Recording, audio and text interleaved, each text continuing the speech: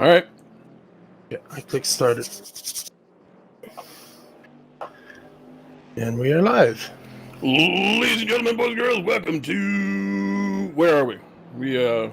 Portaback. Is this Sandwich or the Port of Meow? I see. There you go. We are live from the Port of Meow. I am very attractive, and with me, as always, is the Artful Dodger to my Tommy Hackenjoes, Miodred Milosevic, Oh, Senior Junior, the third. Oh, Senior Junior. I'm really just Junior. Junior Senior? Technically, my uncle is the senior. Are we acknowledging the presence of the director as well, or are you the silent partner, Martin? Hello. I will be mostly silent, but you guys can tell me what you want on screen, and I will make it happen. Byron, you know what this means. When we yell at the cameraman, we're actually yelling at someone for a change. Oh, that's There we sweet. go. Goddamn director. Hell yeah. So this is only going out through YouTube? Correct. This is on YouTube currently, yes. Def coup, homie. Doing the double would be a little bit more difficult, not to mention... He's got fiber internet. A little bit more audience dividing. We want everybody to come to one place. That's true. We need those views. We need your love. Subscribe, like, comment, do all those things. Indeed, very much so. I'm not a very good shill. So we're not seeing the game at the moment here, Mr. Director. Is that intentional or? That is intentional since we're still in practice, but I can remove the poster right now. There we go. He now sees the game. Wow, that is a very long name. That is going to be interesting. Can we get a little bit larger picture on the screen there, Mr. Director? We could bring the actual game up if that would be acceptable. Oh, that would be good too. There we go. Sweet. Il Defonso. I like Soriano. that. I like it. Mauricio Delgado is driving a Camaro. You are... I'm trying to politely word psychopath. Masochist. There we go. That thing can't drive. That thing is a nightmare. Wow, you can't just say that about people. He's a human being. I'm talking about the car, not the person. Sure. I got nothing just because he's Portuguese. Got nothing. Well, he's not Portuguese, so that's. You're not Portuguese, man. His name would be a lot longer if he was Portuguese. We've learned this. We've learned this from MMA. There's the names never end. Ibn Falad, Ibn Rohim. Oh, that's 13th Warrior, my bad. Oh, I did meet possibly the most awesome person in Mech Warrior the other night. His name is Samuel Abides. Nice. And I have taken to calling him the Dude Abides. Just the dude. The dude is fine. He has never seen the movie. He promises he's going to watch the movie. Excellent. Joke's on you, it's probably pronounced Abides. It probably is. He's definitely from his accent. He's definitely from the Western African portion that was colonized by the French, for sure. He is in Canada now, but it's a good move. It's a good move. He is an immigrant. I'm trying to convince him that he really needs to make a fighter just so I can have the dude bites. Correct. Roberto Garcia. Roberto Garcia? Garcia. That's an easy one. A lot of BMWs today. I've never really done much with the BMW. Martin would be our BMW expert. Is the BMW really strong around Portimao, or is that I think right now it's a very much preferred car by a lot of people. Okay, so the current race room favoritism is the BMW M6. Gotcha. A lot of them here today.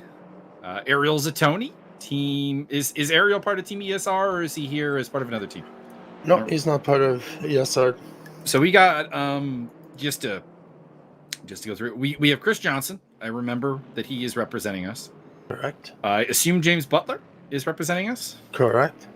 And it was Grande Richard DeRoche. Correct. It was supposed to be Sandbag Simmons, but he doesn't have a cell phone, so. This is a good group. Chris is 1.7 off pole, though. That is surprising. Of course, it could be this is practice. Could be a qualifying versus race fuel type deal. That could definitely be a thing. Also depends on how developed the setup is. Also, I mean, I can't help but say 14 of the top 15 are BMWs. So maybe I was just uninformed of the absolute dominance that is the M6 right now. I see that there is now a barrier to the podium. Bertrand. Couple other ESR names here, but not representing us, such as Bertrand and the Gun Runner up at the top of the pile. Ooh. There. No, it's been a while since I've seen him. Mm-hmm. Good to I see recognize him. Gaston Lecurzi from somewhere. Don't remember where, but greetings to you, sir. He lives in your attic. I hope not, because I don't have an attic. That you know of. I mean, there's an attic to the house that I live in, but I'm Hey, Sergio! Sergio joins the list. Mm-hmm.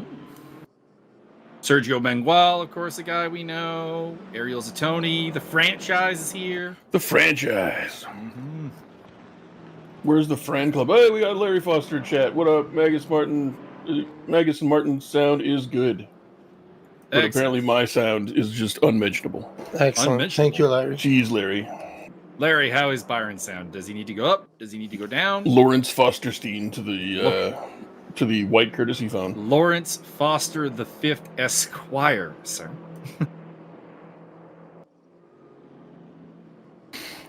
Ildefonso Romero Escalante. That's a hell of a name. That's a hell of a name. I like it. I like that name.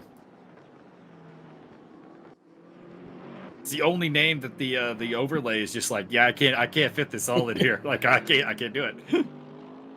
All is gold. Awesome. Say thanks, Larry. It does actually really help to get people telling us that things are good. Indeed. The feedback is great. James Butler is sporting the WeatherTech car. So I guess we didn't go with a theme for our cars, which is fine. Is WeatherTech also a dick pill? No, WeatherTech is a car accessories company. So a dick pill of a different kind. You know, can't tell with these dick pill companies. Name it anything. Take yourself 300 milligrams of Stone Rhino. I mean, it is unfortunate if you're watching American Autosports that like 90% of the sponsors you see on the cars is a dick pill. It's also an interesting name. We've got Mihai Neg. Indeed. Will not make the joke about what his potential fan club could be called. I'm assuming that the Neg is a short form for his last name, based on the Romanian flag. I want to see the full meal deal. It's probably Negranu, like Nikic Kachuzu. Well, Negranu would be my guess. Oh, very nice. But there's a couple other options. Negranescu would be an option. Ceausescu. I heard of that name before. But, well, I mean, Neg is possibly his name, but it's not I don't think it's a traditional Romanian name. So maybe that's more a reflection of his attitude. Would have to be like more of a Hungarian living in Romania type of deal. Which does happen. We're a highly contentious area of the world, but we do have some immigration between us. I am initially from Yugoslavia, in case anyone doesn't know the joke. The Carpathian Nightmare. There are three. One of the groups has decided to go Camaro, and it's an interesting move. Admirable in its own psychotic way. But the Mauricio Delgado, Sergio Mengual, and the at this point unknown Gino Vart, sporting the Camaros.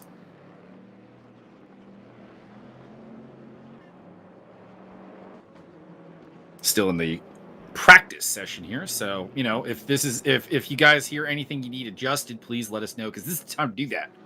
So once we hit like qualifying in the race and shit, that's when we want to be at our A game. Hell yeah.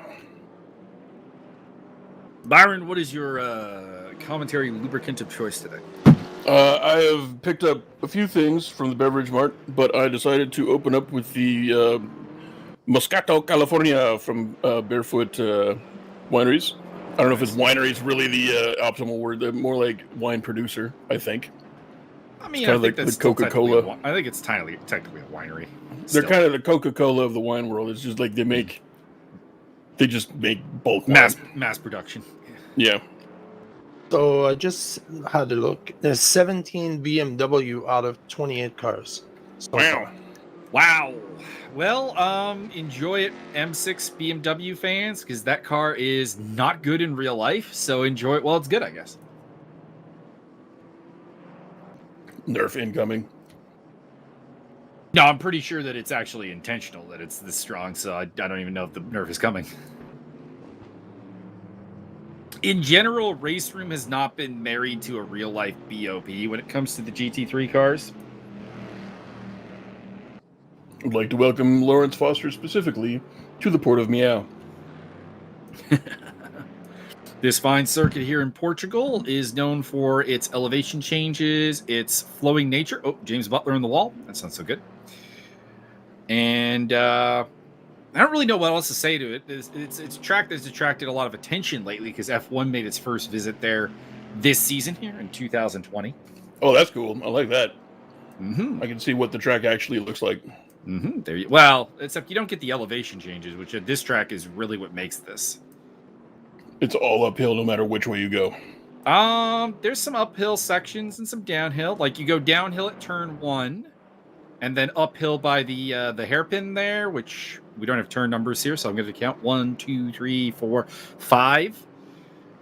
Then you go through another valley, and then down. It's kind of weird how it goes uphill but downhill towards that final curve, which is actually will throw you off a lot because it changes the camber of the track extensively. yeah, let's just follow him. There you go. The description. J-Bud. Here we Down go. the hill. Down the hill into turn 1, we hit the brakes, make it through there. That's a tough turn. Full throttle here through turn 2, back on the brakes for turn 3, usually in third gear or second gear here. And then we're going up the hill to this actually really difficult turn here because the car really wants to slide on you there, but you want to be full throttle. So he makes it through there nicely. And then we're coming up to the hairpin here at turn 5, braking about 100 meters. Oh, 100. They got to 75. Okay, so maybe the BMW's got good brakes. Through there. That's a prime overtaking opportunity. You can get inside really easily. Full throttle through this section here, and then there's this lovely double right-hander here. Very difficult. You want to apex both of these, and it's very challenging to do it. He's a little off there, Mr. Jessely.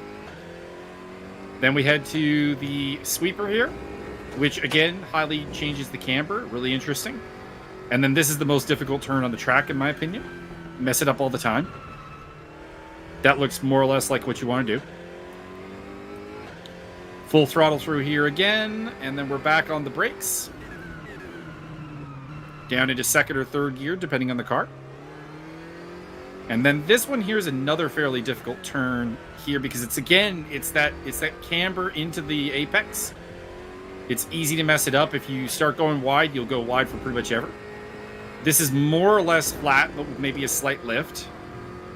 And then that's the final turn, leading back up into the start-finish straight. Pit lane over there to your right. And that is a lap of the Portimao Grand Prix circuit. Dang. J-Butt. Be Mr. James Boutlier. You will put some respect on his name. We got S-Men and J-Butt. So, a lot of BMW dominance right now. Only Mr. Takazawa in the lone Porsche hanging in there. Oh God, we have Fords. There are Fords on the. Are they Mustangs or are they GTs? I need this answer, Martin. Do we have GTs or do we have Mustangs? And I'm not sure which is going to be worse. Hold on one sec. Oh no, Butler. They're Ford GTs. Oh boy. That's an old car that really isn't generally treated well by the BOP, but we'll see. They ought to beat all the Ferraris. Bernat Frau. Well, there are no Ferraris. That's the problem. That's because Ford beat him so bad in that historical documentary I saw. It's a fairly accurate picture, actually, all things considered. I mean, it's not 100% accurate, but it's pretty. It's by the standards. Are you of a telling Hollywood me pick, that Christian Bale didn't go back in time and race? No. I'm sure Christian Christian Bale probably did race to prep for that role. He is that kind of actor. Yes, he is. And then died tragically at the end of filming. I mean, somehow he didn't die doing Machinist, so go figure. Yeah. Didn't die doing The Machinist and then went straight into Batman. What the F? Oh, God. And then what was the Contender? Is that what it's called? When he and Marky Mark were doing the thing in the boxing? No, that was, I can't believe don't remember the name of that film. Yeah, I don't remember either. It's the Mickey Ward biopic. Yeah, exactly. And then so he shrank back down to do that. And then I don't know how far it was between then and Terminator, or then and doing the Vice Principal movie. Terminator Salvation. A flick that I think gets a little bit too much hate. Yeah, it was fine. I didn't have any problems with it. I just, never bothered to see it again. I have the DVD on the shelf here. I don't think it's not a commonly viewed one. And I want to say it was like one of those like buy 4 for $10 bargain bin things that I bought it on. That sounds fine. It's a lot. There's a lot of DVDs on this shelf that I don't watch on any kind of basis. Join the club. If I was to watch all of my movies on a regular basis, I'd never do anything else. True. But there's a couple. Watch a lot of The Losers, of course. Mean Machine. Mean Machine. Snatch. Swordfish. I haven't seen that in a long time. Hmm?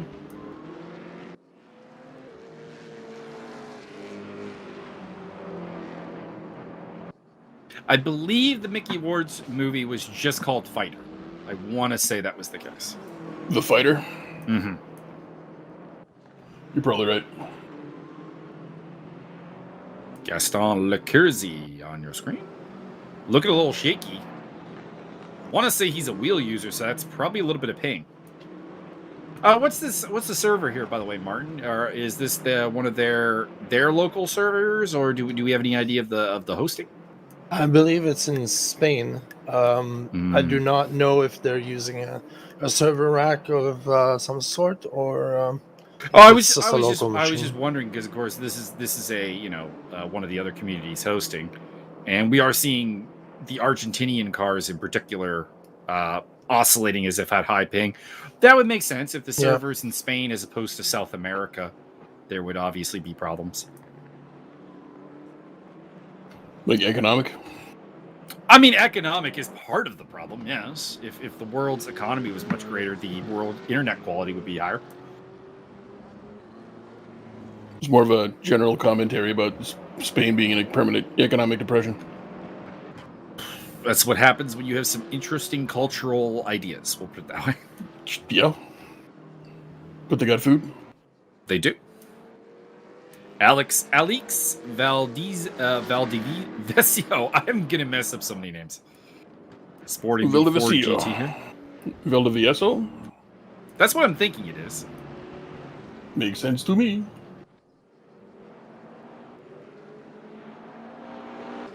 We got the Scotch Nicholas in the chat. What up? What up, gangster? Scott Nick, I beat your time on the leaderboard, Scott. Feel it. Feel the burn. In your face. In your face. I beat it by like a second.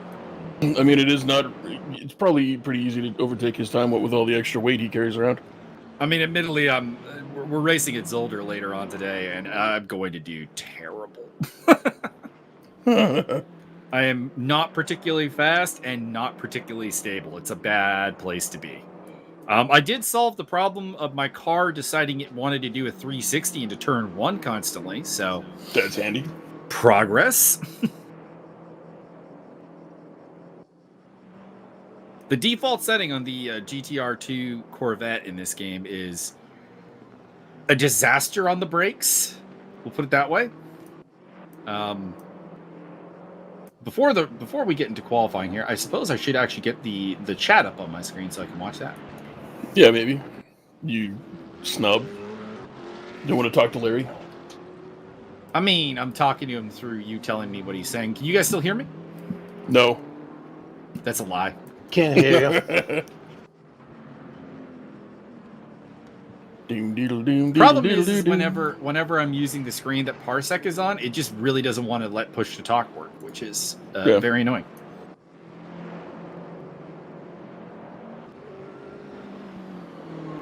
Mark Oliveras driving the Wayne Gretzky car. Very nice. Well done. The Rowl.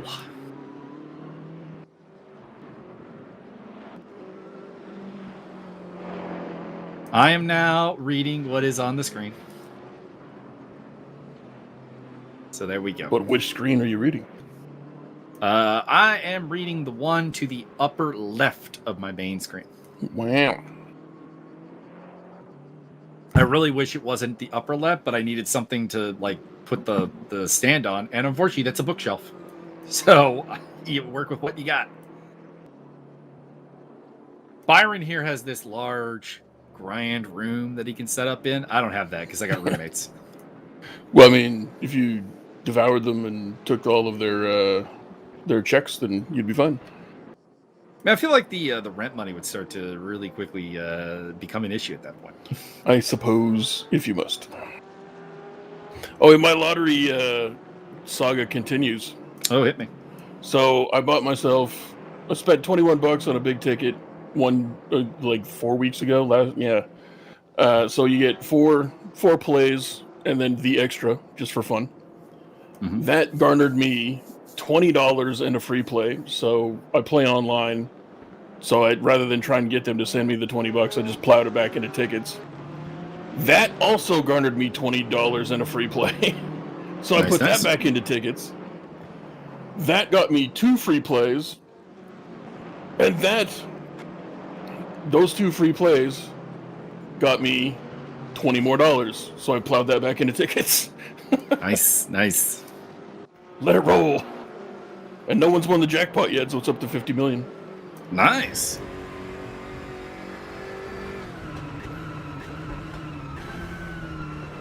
Do we know if the teams have to use the same car there, Martin, this event? Correct. We have to stick with the same livery. Right. So, Mr. Takazawa is... Where's his teammates? That's interesting. There are no other Porsches. He is the teammate.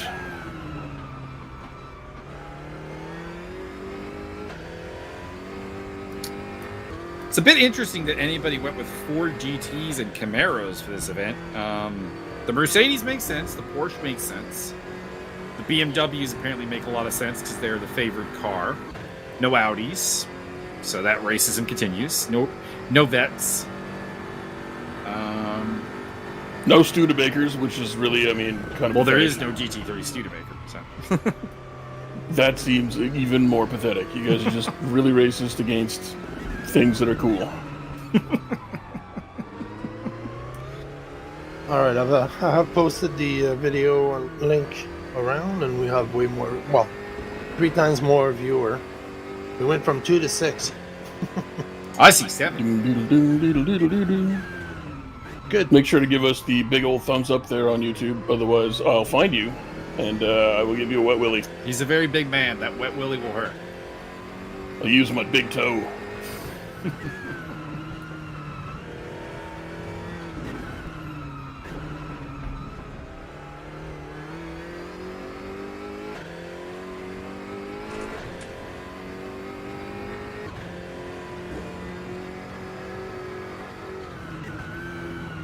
Bernat Civet, who currently has the distinction of being the slowest BMW.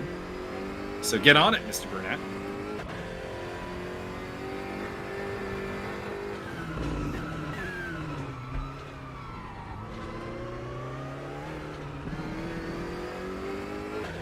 He's got a decent lap going here, actually. As of Sector 2, he's only 1.7 down, so he could get into the top 20 here. Just needs to put together a decent third sector. I just don't think he's much of a match for Romero Escalante. As, new purple sector for Dennis DeMarco, who currently leads the way. Let's follow him a bit. You know what? We got all these Spanish people racing. Why didn't we get Javier in here to do Spanish language commentary? Probably would have been a decent idea. Although more or less just actually name translation would be helpful.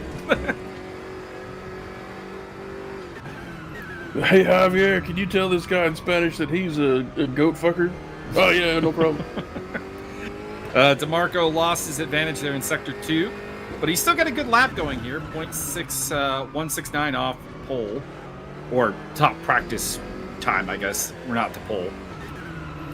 So it still looks like he's faster than anybody other than his own lap, which is nice. Coming up to another BMW up ahead of him. One of the Turner Motorsport ones. And DeMarco comes across the line with a... Nah, he fell. Ooh, bad third sector. Lost a full half second almost. 6.27 off his time there.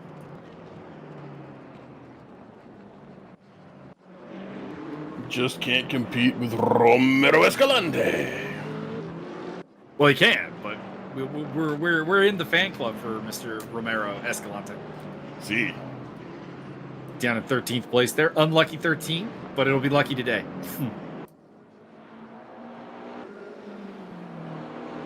And of course, we are cheering for our ESR guys, so, you know, there's always going to be a little bit of bias in the commentary. Of course. No question. There's the Camaros that are bravely being brought into play here. I don't know why. Bravely I really drove don't. away. Brave, Sir Robin. So we're on board with Chris Johnston, the leader of Team ESR here. He's well off in the first sector. If that is a standard lap for him, though, should be mentioned, it would end. Oh, never mind. It definitely was not. He's 3.8 off. Never mind. I was going to say good things, and then it was ruined. He's warming up. Don't you worry. I mean, it is only practice. He could be really heavy on fuel. Could be making adjustments to the car. We got faith in Chris. Chris is a really, really solid driver. One of our platinum drivers here at ESR. Runner-up in the most recent 3D Speed Series to Paul Riccobeni. Had a great season in the Mercedes there, although he had no teammates. Where's James Boutelier? Mr. James Butler appears to have disconnected from the server, so hopefully he's on his way back. Gotta get his J-button gear. Mm-hmm.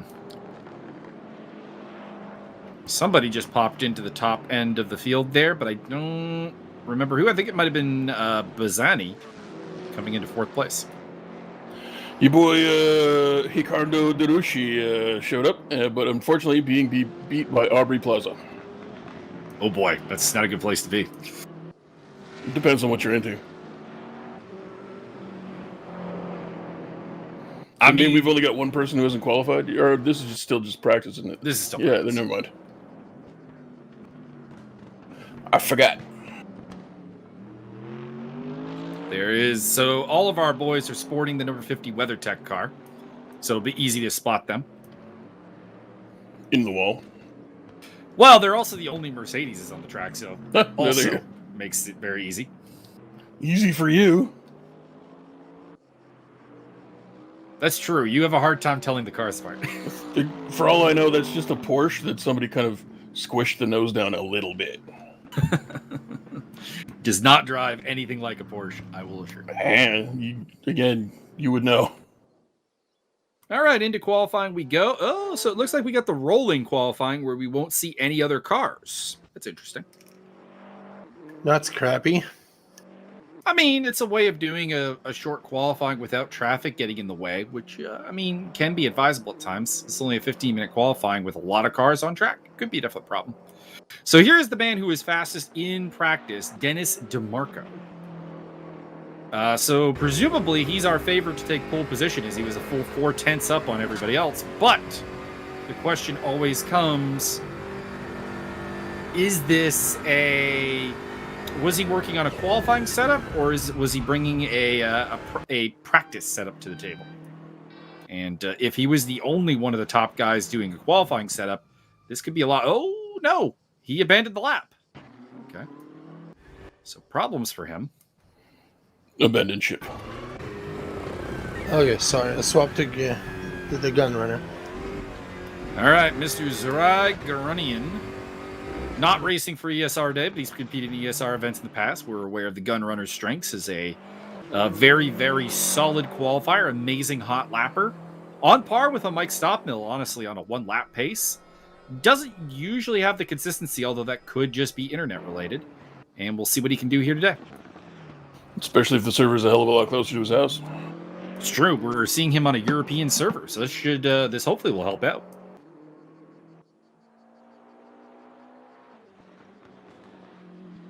He is in that maybe 3 or 4 guys who on their day I think can actually challenge Mike Stockville. Not necessarily over the course of an entire series, but any given day, any given Sunday.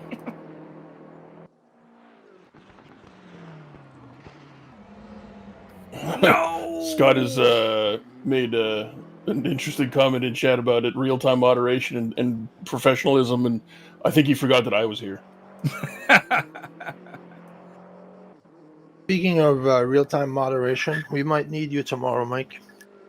Ban everyone. You know, kick the straggler, the crasher. Okay. Kick him into the wall. You're doing those DTM thingamabobbers. There may actually be a surprise in tomorrow's thingamabobber DTM race. Is it gonna be a monster truck? Not telling. Well, I mean, it's sort of monster truck. Monster truck. We might get Monster Byron truck. driving. Byron has a wheel now. I do. Oh, And a shifter and pedals. Indeed. And a random other joystick that was I should bundled actually in. really take that picture you sent me and then throw it up on the, if anyone's looking for anything. Yeah. He has a complete Logitech G27 set there. So that's pretty cool. I won it in the staff raffle. Also got a Surface Pro 2, which is pretty fucking sweet. yeah, those are nice. Battery life isn't great, but I think that's why whoever it was got rid of it. So Come on, 0 year, get a good lap in. So what I think the Gunrunner needs to do here, to be honest, because he's blown 2 laps already, is he just needs to put a banker in right now. He needs to get on the board, and then he can focus on that perfect lap. put numbers on the board. There are so many drivers in sim racing that have a tendency to not appreciate the value of a banker lap. And then those are the type of guys that get that random last pace qualifying because they didn't get a lap in sort of problem. And with the 15 minutes section here, if you don't have a lap up right now, I would really consider a banker just to put it in the bank, just to be there. Then you can go for the hardcore. And looks like he is going to get a legal lap here. Let's see what it is. He was 0.4. He was 0.4 down at the second sector. Comes in about a second off right there in 6th place. Currently Romachenko, who might be a Gunrunner teammate. They're both from the Ukraine. Just kind of following the logic there. We'll have to see what livery he's running to know for sure. They're not communists anymore, so it's not Ukraine. Bernat Frau, currently on a pretty good lap for him. He's within 2 seconds as of the second sector. And his current lap time up there is over 4 off, so I think he's going to improve here. Is his particular course around the track known as the Frau line? Yes, it is. We should probably go with our ESR guy right after this. And he is going to come in.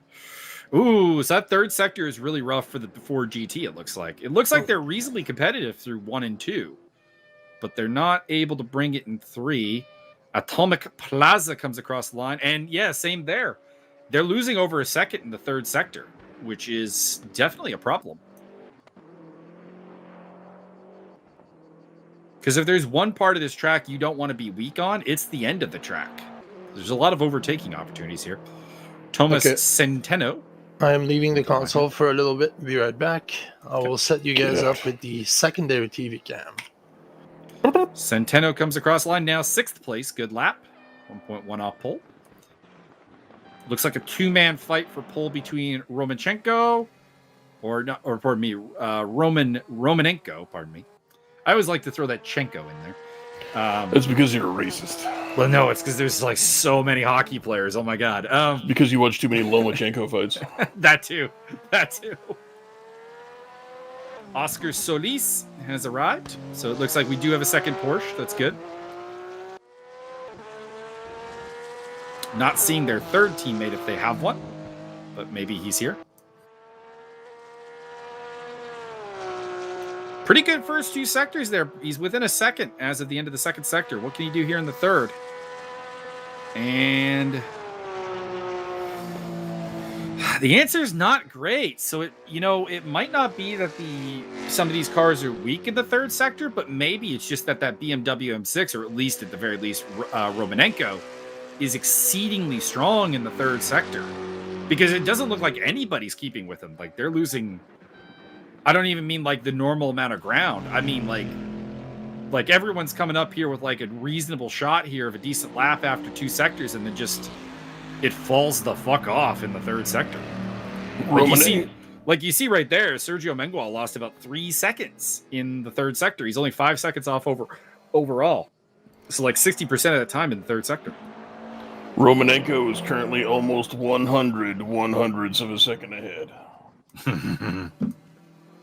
It'd be sadly that doesn't work. It would be only 10 100ths of a second. Oh, is it? Oh, yeah, right. Yeah, it'd be 100 thousandths. It's almost 10 tenths of a second ahead. There you go. I did math bad. Math equals not good. No one likes math anyway. Coming to the line. Team BMW SRM. Don't know if everybody's redone their team names to reference their communities, but hopefully they did. 6th place, nice lap. But like even there, 5 tenths of the 8 tenths he lost is in the third sector. So Romanenko has a hell of a third sector up there that nobody seems to be able to touch. Scott can't believe somebody opted for the Camaro. Well, the reason for that, Scott, is because they didn't have the Chevelle. I can't believe anyone opted for the Ford GT. I mean, there are 6 cars out here that I'm just absolutely confused by. Roberto Garcia comes across the line. I mean, again, 6 tenths off pole, 5 tenths in the third sector.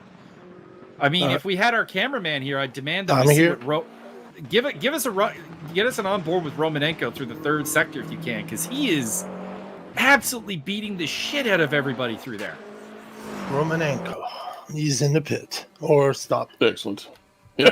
So that's good enough. We don't need more. I mean, he's less than a tenth up, so like, if I were him, I'd recommend going out there and trying to make it better. But like his third sector time, like we'll see it here again probably, 6 tenths faster than Bazzani in the third sector. He's only a second up overall. He's getting over half the time through sector 3. It's amazing. I don't know if I've ever. It's pretty easy. I could do that if I had a wheel and I don't shifter. know if I've ever really seen this kind of phenomenon, to be honest, as a commentator. Like, so much of the time is just absolutely being dominated through Sector 3. He's like the Dwayne Wade of the Port of Meow. Kind of, yeah.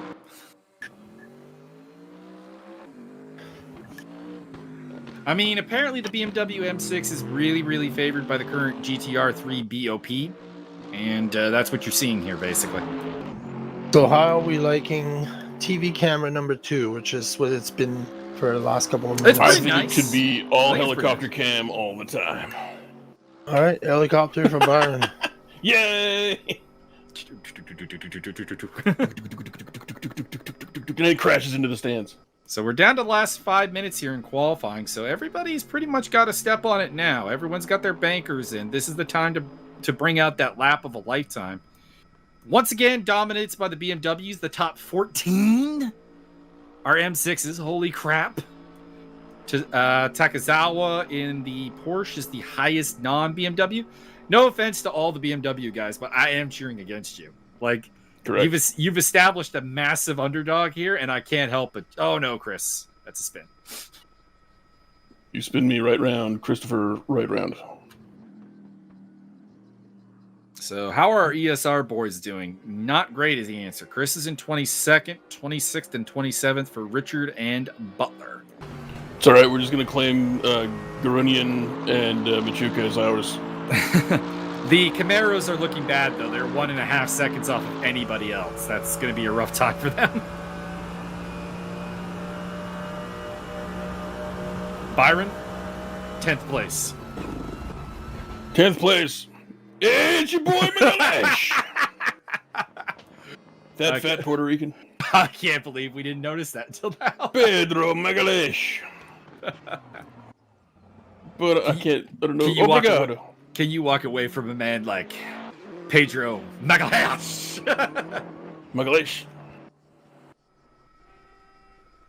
If anybody would like an insight to that joke, there is a professional fighter named Vinny Magalhães, and he is made fun of a lot by a friend of his, who happens to be a pretty funny guy.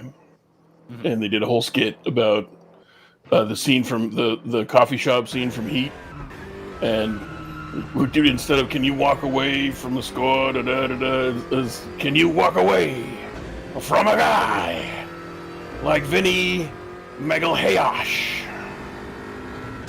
About the only good thing Kenny Florian's ever done. Right, let's see that crazy third sector from this guy. We'll see. His third sector is amazingly fast compared to everybody else. So like this is a public service to show everybody this. Because this guy here, he gave up on the lap. Too bad. But he is at the teleporting car is Scott Nick. Scott Nick asking in the chat about the teleporting cars. The deal is this is a rolling qualifying, which means that you're the only car on the track as far as you know. So when you abandon the lap, it just sits you back at a predestined spot, and that's what's happening with the teleportation. So instead of going back to the pits when you hit escape, you go back to that spot. Marco Bazzani, currently on a run here, put up a new personal best in Sector 1, but his Sector 2 was not amazing, and the Sector 3 is where everyone's losing the time, so let's see what he can do. Marco balls out Bazzani. Mm-hmm. That's a better name than Jean-Jacques Ballsack. That was pretty good. Byron, you got to get on the commentary for the Academy. Hey, I'll be more than happy to join. There is a racer in the Academy named Jean-Jacques Balsac, so that's tremendous. Sounds like that. It's you need to do we need to do the spoof of the Letterkenny thing with the really French named hockey player in the adult hockey championship with Bob McKenzie and Darren Drager and Jeff O'Neill. Hell no, I'm just going to ask him if he works for TD Bank. You work for the TD Bank? Everybody would like the TD Bank. Mm-hmm. Fishing in Quebec. So, as we come to a close here with less than a minute left, we got Romanenko, courtesy of his ridiculous third sector, 0.064 up on Marin, 0.097 up on DeMarco. Very tight at the top. Then it's Neg, Jesley, Garunian, Garcia, Bazzani, Machuca, Magalhães, Centeno, Zettoni, the top non-BMW Takazawa, who, I don't know you, Takazawa, but I am cheering for you. Correct. He is the only non-BMW to get within a second of pole position. You think he slept with the owner's wife to get up there? Well, it's not a Honda, so that doesn't work. Or daughter. It was daughter. God damn it, fuck that up. Daughter. Constantly. Ray Takazawa. Shinji Nakano, Takuma Sato. There's going to be a lot of Japanese Formula One drivers who may or may not have plowed the daughter of the CEO of Honda's daughter. We'll just put it that way. We got the Jesus Haro. So our boys are down near the back of the grid, and it looks like we're actually going to have a warm-up here. So 10-minute warm-up. That'll be good.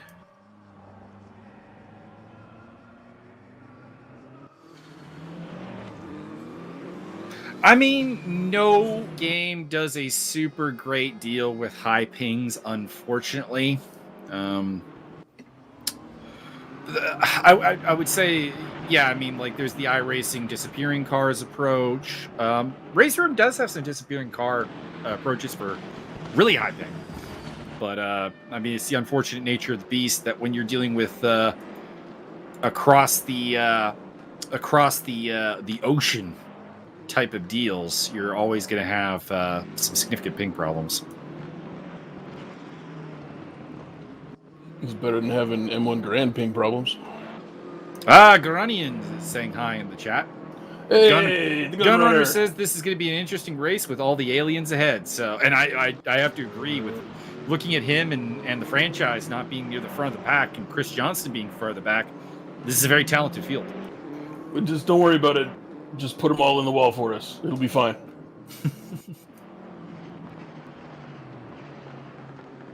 Oops, my back end slipped and that guy got crushed. My bad. My bad.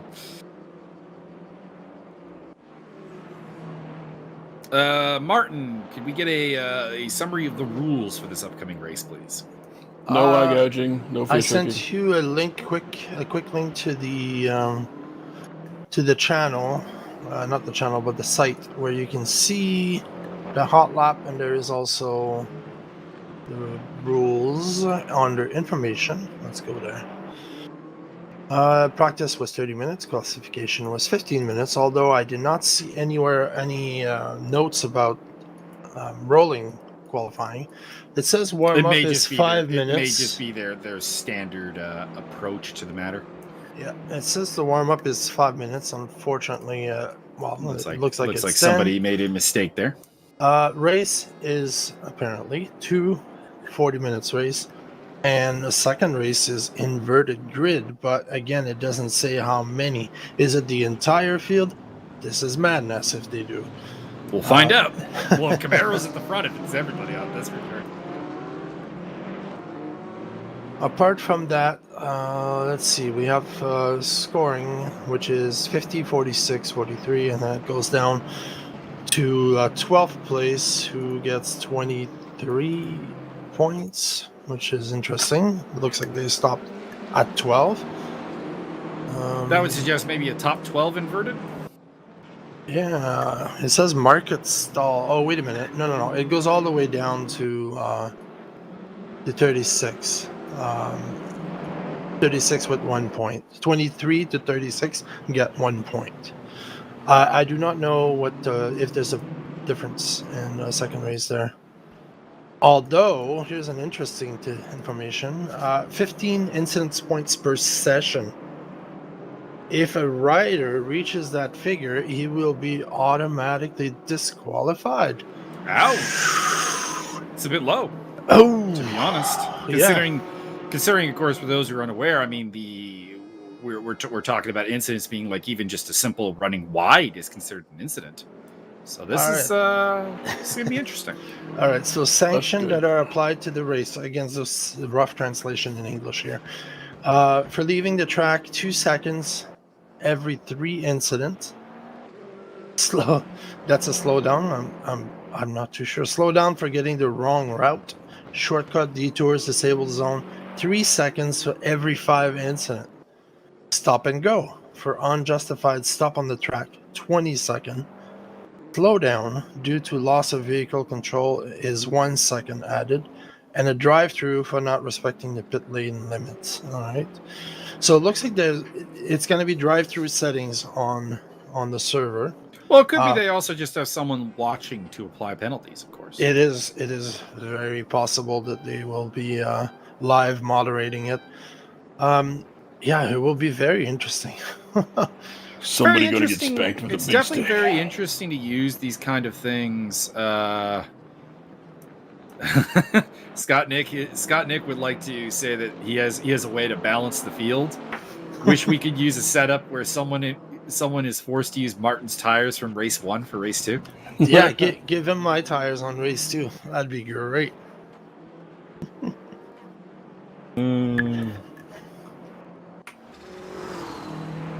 I do like camera number 2. Gives us this crazy angle near with the car. Nice.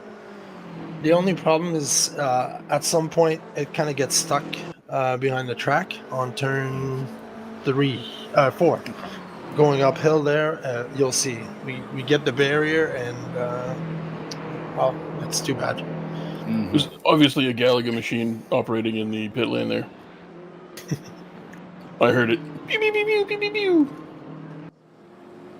Oh, we won't get to see it. There is that poor Camaro that I don't think we're going to be seeing in any particularly positive light. I do really like that livery, though. It's very cool. Looks like they just got the front quarter panel from some wrong car. So this driver is actually in Spain, and it seems to be very twitchy still. Well, I mean, Interesting. we even know we even know from our own servers that there are people like Max Yeah. Simmons who get pretty twitchy, even within the same country as the server. So it is it doesn't cure all ills. It just makes it possible when you're in the same country. We'll put it that way. All When right. you're dealing with different continents, there's always going to be a certain level of ping going on. It's we have 31 drivers so far that have joined. I don't think people can join in warm up. Usually I that is believe they blocked. cannot. Yeah, so it is quite possible that that's it. That's as many as we're gonna get. Still a very decent showing. Pretty close to the maximum actually on this track, which I think is only 32. So that means no, it's 36. 36. Yep. We have 12 communities of 3 drivers each. We should have had a full field. I guess some people had some late cancellation. I mean, 5 late cancellations out of 36 is not bad at all. Indeed.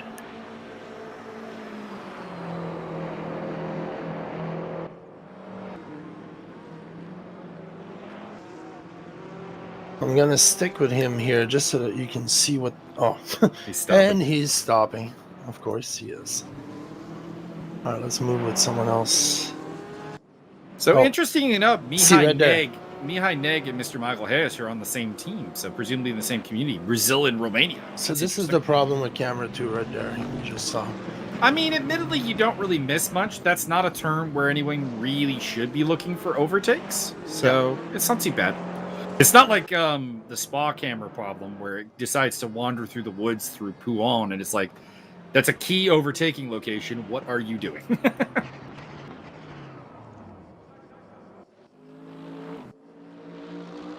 James Butler! Don't let that 10th place fool you. Only 9 people put up times.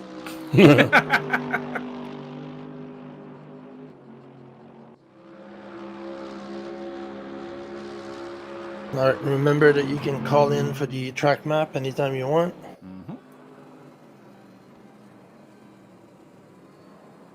I don't think we're going to need the track map too much in a 40-minute race. Usually that comes up when you're dealing with like pit stops in a longer race, when you're trying to figure out if someone can make it out ahead or whatever. But of course, Byron does like likes the track map, so we're going to only be watching the track map the entire race. Well, it's good if you want to see the distance between 2 cars, you know, kind of. Mm-hmm. We can see the time, obviously, but hey, it's nice information. Kind of give that visual what that time means in distance. So as far as I remember, I noticed somewhere someone mentioning that there is 5x on the time change. So interesting. Yeah, that's another. That's going to be really, really difficult to do. In my experience, going beyond like a ×2 time is like, it gives you a really fast adaptive track. Now, admittedly, I know Raceroom doesn't do nearly as much in terms of adaptation as, say, ACC does or even iRacing. So it won't be too bad here, I don't think. I'm wondering what the point of that is, though. Because there's no night racing in Raceroom, so yeah, it will reach the maximum very quickly. Another tidbit of information that Byron's gonna love: tire wear is at 2x, so that's why James was complaining about the tires. He says he understands me now. Well, everybody's gonna be facing that. Particularly the Camaros will probably I'm just piling on the Camaros at this point, but you know they're at the back of the pack, and they're going to have nasty tire wear because the Camaro wears its tires very quickly. Hey, Martin, join the next series in a Camaro. No thanks. Drive you a Cadillac. Here we go. Grid is forming up here for Sim Racing Intercommunities race. Here from Portimao. And remember, ST Suspension sponsors this game, so you should get their products. All right. Leading the way from the front, it'll be Romachenko and Marin. Here we go. A lot of BMWs up front. Maybe the big ones will hit each other.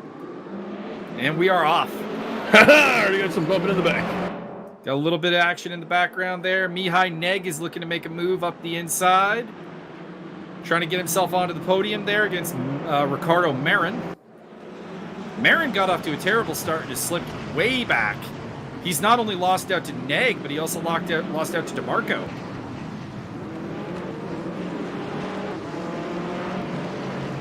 So it's a 1-2 for whomever the Arctic cars represent. Romachenko versus DeMarco.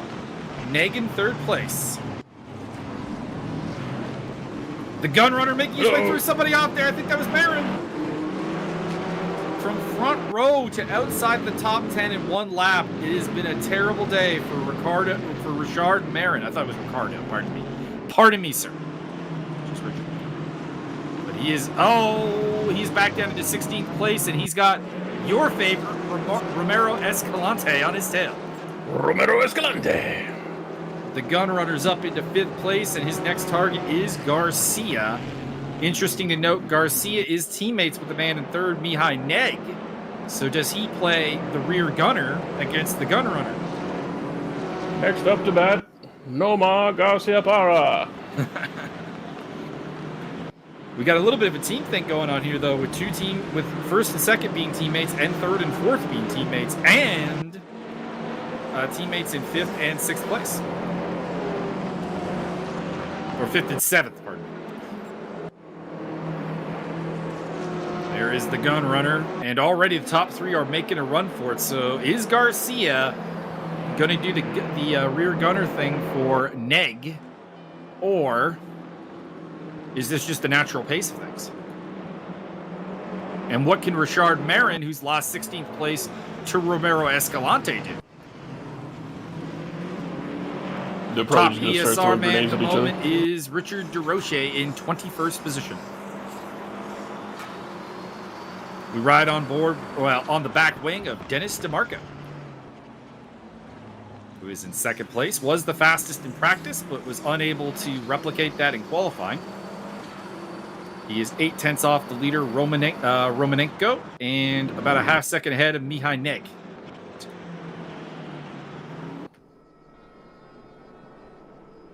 I'm waiting for a collision from Mr. DeRoche because now I have a new song in my head.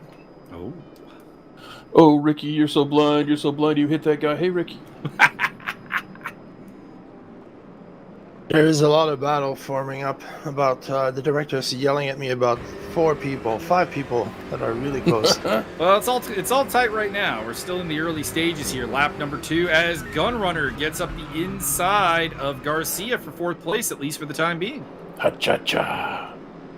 So Gunrunnian getting the job done there, and Garcia now under pressure from Il Jesli, and he's going to lose that spot as well. Actually, I believe it's 3 Jesli. 3 Jesli, Il Jesli. I don't know. I don't know either. Could be Ice, could be else. I don't know. Hi, Jesli. All right, ESR watch. It looks like Richard is our front driver right now in 21st. Let's go with him. Butler and Johnson back in 25th and 26th position. There is the man, Richard DeRoche. Suffering a little bit from some ping issues, I think. Currently running behind Caserta and Civet.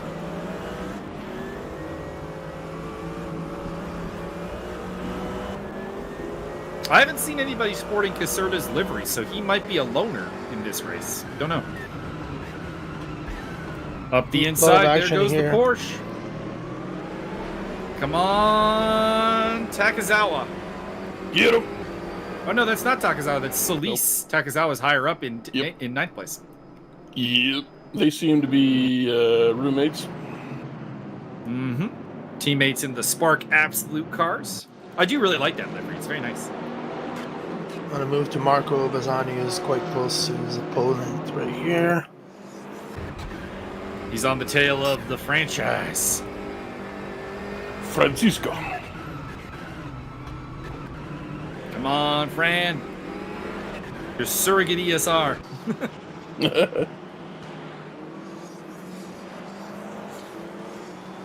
There's Takizawa in the background, the top non-BMW in the Porsche. In 8th place, we have a slowdown penalty for track limit abuse by Roberto Garcia. That's pretty key. He's up in 6th place. And Gaston Lecurzi also picking up a penalty. No one breaks rules like Gaston, has to slow down like Gaston. Ooh, a second one for Roberto Garcia. He is in trouble. Wow. So yeah, these just rotating like, or did they just each get penalized twice? They might have both gotten 2 penalties, but I suspect that might just be a rotation. Makes sense. Fran Machuca is still hanging on there against Marco Bazzani. I have a 6th place. A fact that you will not believe for you today, Michael. Hit me. Did you know that France's longest border is with Brazil? Wow. One of the colonies, I'm assuming? Well, funny you should say that, because apparently, and I didn't know this, but French Guiana is actually part of France. It's yeah. I thought they just spoke French, but no. So Garcia's fallen way back after those penalties. He's down to 21st place, so I think he may have gotten 2. And I'm looking for Gaston Lecurzi's only in 11th, so don't know.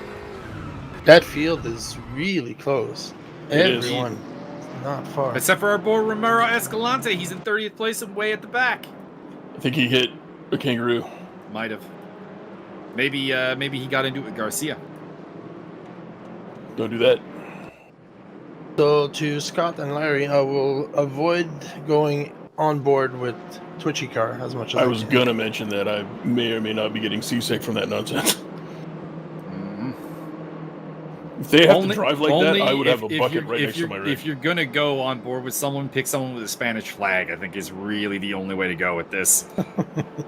I think the rear camera might be better than the onboard. Because I'm not the Spanish guys aren't nearly as twitchy. They've got the lower ping, but like the South Americans, we saw Richard with some serious ping going on, and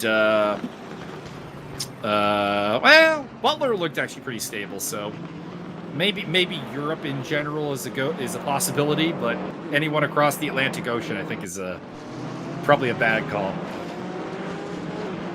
All right, ESR watch. Richard, Chris, and James are 18, 19, and 20th. They are moving forward, so they may lack the utter pace of the of things, but they are determined. The utter pace? Are you saying they're not as fast as a cow? Yes. Speaking of which, here they are working their way past Marcelo Caserta. Good job, Richard. DeRoche takes 16th place off of the Italian driver. Chris Johnston next up. That BMW is definitely struggling.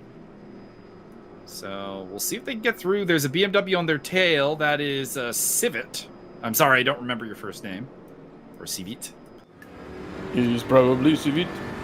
The barber of Civit. Bernat Civit. The barber of Civit. Come on, James. Hold him off.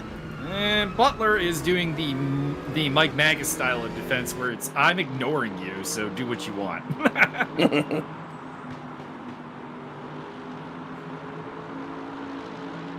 And it's amazingly effective. It is amazingly effective to just drive your line and say, you know what? You can try and go around me. That's your call.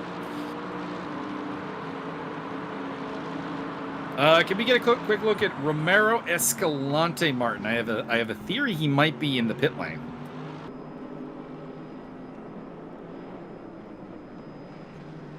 As well as possibly Garcia.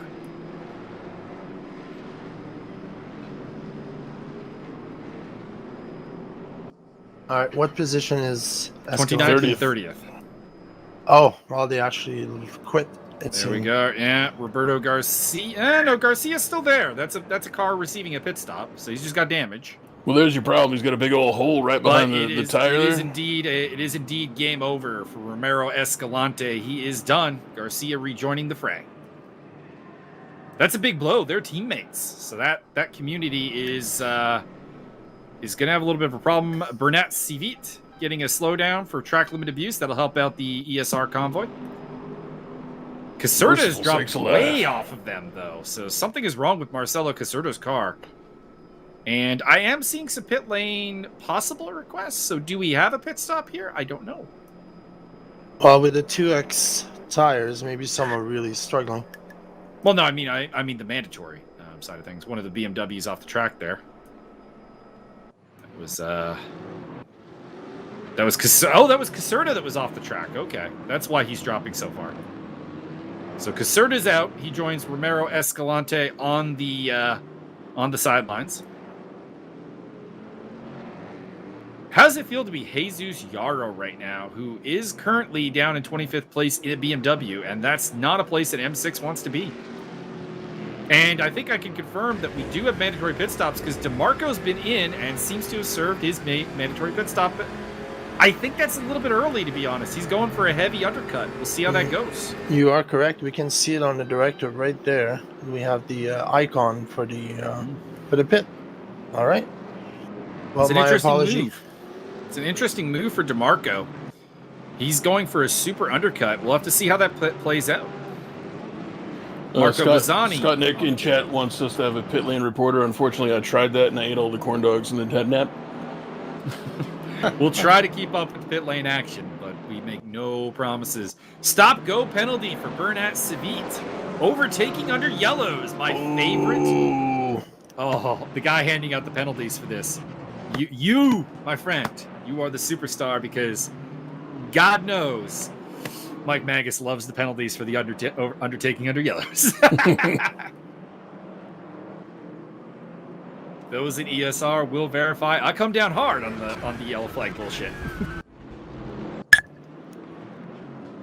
Richard DeRoche's gotten up ahead of Gaston Lecurzi and is up into 14th place. Johnston and Butler in 16th and 17th. They're coming through like a horde of, well, Mercedes is. And they're making progress. Lawrence, the corn dogs do indeed equal nap time. Unfortunately, Mike Magus doesn't know what that's like because he's apparently too cool for corn dogs. Yeah, apparently never had a corn dog. Never had a corn dog. And you're not allowed to just go anywhere and have your first corn dog. You have to go to like a county fair or like a fair of some sort and have a fresh. Need to do need to pop that cherry proper. A fresh outdoor hot ass corn dog. You're only allowed to put mustard on it. If you put ketchup on a corn dog, you are fucking out. We will have you deported. Fran Machuca and Bazzani fighting over spots there. Looks like Fran held him off. Camera left the fight right when it got good though. But we are now with Il Jesli, who's on the tail of Garunian, who's up to 3rd place. Assisted by DeMarco's early pit stop. DeMarco's up a spot, by the way. He's overtaken Plaza. Takazawa! And next up on his list will be Oliveras. You know what? The Fords are doing actually okay. I thought they would be pretty disastrous, but they're 17th, 19th, and 22nd. That's not half bad.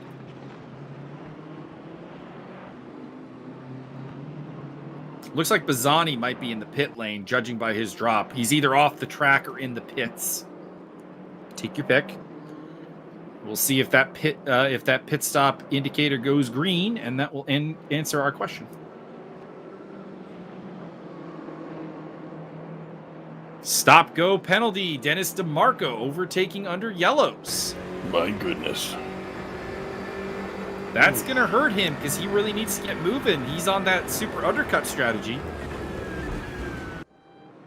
And it looks like Bazzani has not pitted because, or at least he didn't clear the pit stop because he appears to be running behind DeMarco. And that suggests that he just went off the track. So that's a big moment for him. He's going to have to work really hard to get going. Well, gentlemen, based on what I'm seeing here today, I think ESR's got this in the bag because we ain't been penalized once and everybody else is just a dirty, horrible, disreputable human being. This is the advantage of having Jack as our dedicated server and his need to hit people with the hammer.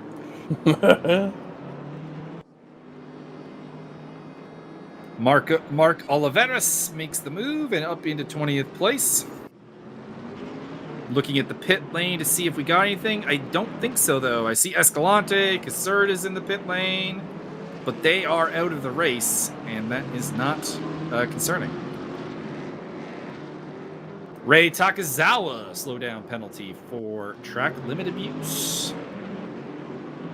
Hey, I mean, the man is a Porsche fighting in a BMW dominated world. You leave him alone. Some damage there to one of the BMWs. That is Ariel Zatoni sporting damage. Considerable damage. His front end is very beat up.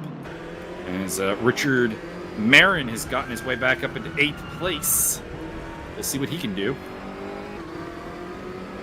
He started on the front row and just had a disastrous start, and has been coming back ever since.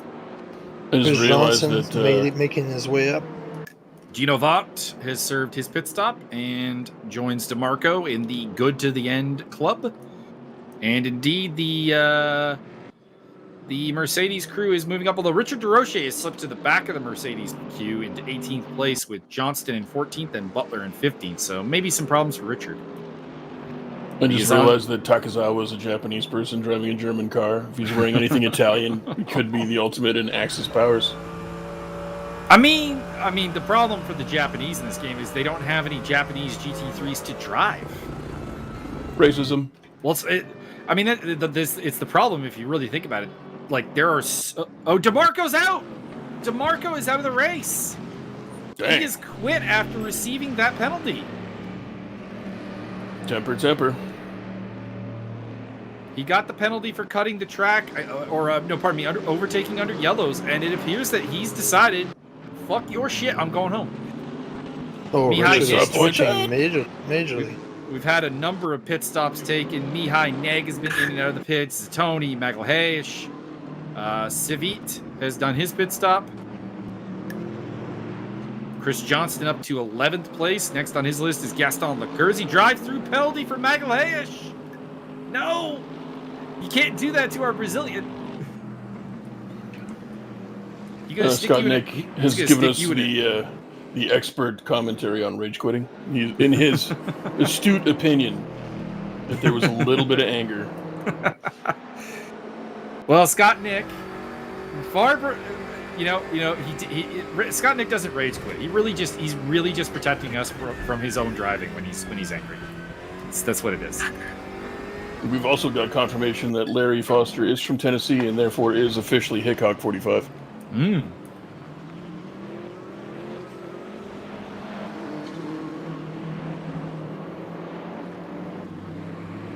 We got a Ukrainian 1-2, and I haven't even touched on that. Romanenko and Garunian, and that might be legitimate actually with DeMarco out of the race. I don't even know who would really be breaking that up. Is one of the Fords hits the pit lane there. It'll be interesting to see if any particular car runs very late. We haven't seen a Mercedes pit, so they're running long. The Fords are running pretty long as well. That was their first one to come in. They run long, they run strong, and they're down to get the friction on. 2 of the Camaros are of the absolute suicidal opinion that they can make those tires last. There's a man's parked on the side of the road over there. There is. I didn't catch who that was, unfortunately. Looking to see if I notice anyone that's just plunging through the field. I think it might be Magalhaes. It's a slow down penalty, not a nope. Stop Magalhaes is just in serving his penalty and coming out right behind Valdivieso and Mark Oliveras in the pit lane taking his pit stop now. Oh, I think we lost Mark Oliveras. No, we lost somebody though. We're down to 29 cars. Yeah, I saw that. There's somebody in that neighborhood of his name. I think it was Richard DeRoche. Yep. It was Grande Ricardo. No, we're down to 2 cars. That's what you get for insert thing here. I mean, the Camaros are moving up the field, but they're only moving up the field because they haven't pitted. If we're being completely honest. Scott Nick is greatly distressed that the Camaros are moving up the field. Fran Machuca in the pit lane. This will be about when you want to have your pit stop done. We've got about half a race to go, and that's where you're going to want to have some reasonably fresh rubber. Mihai Neg back into the top 10. Slow down penalty for the gun runner. Track limit abuse. Looks like he's in the pit lane. Gaston Lecurzi gets back up and going. And so is Marco Bazzani making his pit stop. He's never going to be successful if that car only has half the power. One of the Camaros in the pit lane. Did so not look at catch half of the power.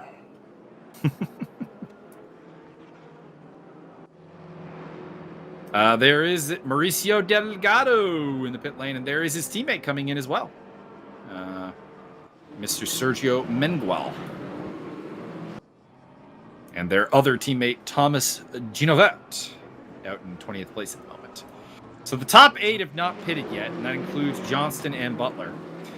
And we have also not seen pit stops that count from Garcia or Yarrow, who might still be running. So I think we're down to 25 cars running at this point, but I could be mistaken. Yarrow is losing tons of ground, but that could just be him being in the pits. Magalhaes gets back past Valdiviso. That Ford is doing pretty well, actually. 15th place, having made his pit stop. That's a potentially solid result there for the Ford GT crew. Romachenko's in the pits, so Jesley gets to lead a little bit. Fran Machuca is behind teammate Ariel Zatoni. Ariel, if your car is fucked up, you might want to let your teammate through. There is the ESR crew. They're in for their pit stop. Chris Johnston and James Butler. By the way, Richard got kicked out of the server. We're guessing I assume so. He was very flickery there.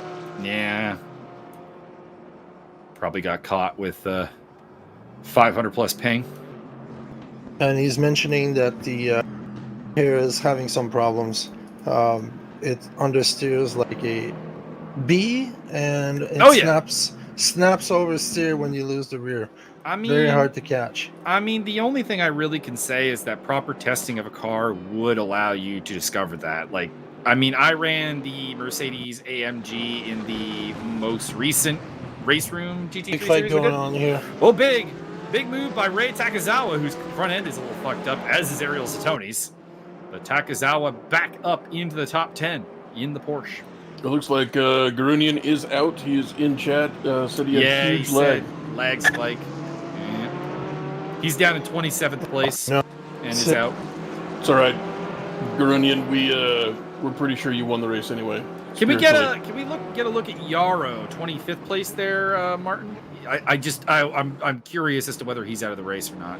And the answer is yes. Jesus Yarrow is gone. So 24 cars left in theory. What about Garcia? Can you give me 24th place? He could be in the next race, though. Yes. Okay, Garcia is still running. Okay, so we got 24 left. Must say, Roberto Garcia's race has gone really bad. He's not pitted yet. He still has a mandatory pit stop to serve. My God. Centeno and Jesley. Centeno's in the pits, I think, as is Carras. By the looks of it, they're dropping through the ranks as they're going through that section. Yep, there they are. So they're serving their pit stops. That leaves just Garcia to serve. Fight. You're cutting out there, Martin. All of this is his fault. All of the server problems are caused by his lag. No, I'm cutting the sound out whenever my mic moves. It's annoying.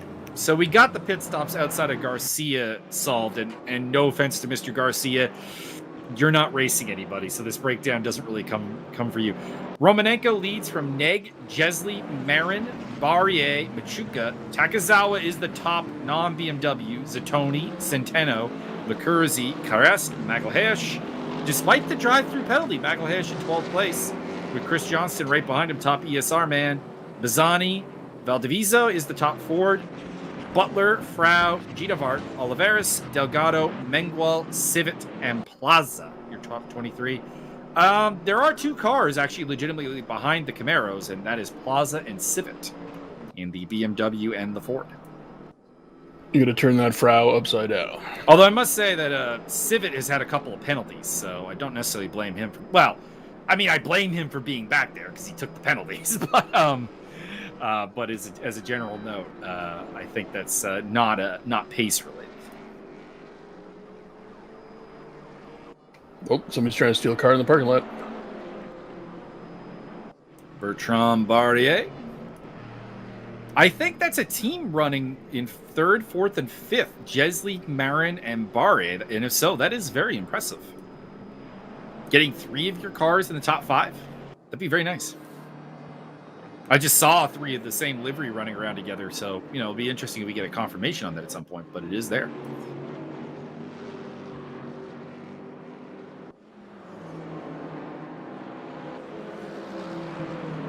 Let's do a little bit of static camera. Okay. Gross. I mean, cool.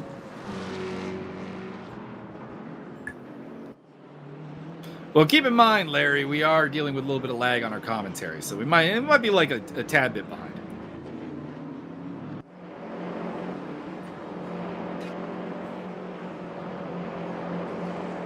So things have settled down a fair bit. Still some battles going on. Barrier versus Marin, for example, over 3rd or over 4th place. That looks like that's going to be a tough fight to the end.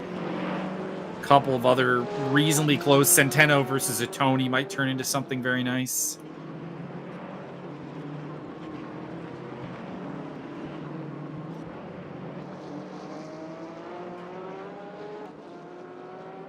But nobody has really had anything to deliver. Here comes Romanowski down the straight. He's going to catch up with the Barbarossa. He's going to put chow mein in the corner. On board with... No, get us off here. Get us off here. We're on with an Argentinian. Don't do it to us. Martin, you're the worst. That was actually auto. Yeah, the auto director will do some things. Oh! Okay, that was just lag. That was just lag, yeah, I know. I got excited that Centeno might have just completely wrecked his race. So Centeno on the tail of Ariel Zatoni. Battle for Argentinian pride. Top Argentinian honors here. Winner gets to go back to Germany. Well, I mean, I think both of them are probably more from Italy. Yeah. Based on their last names.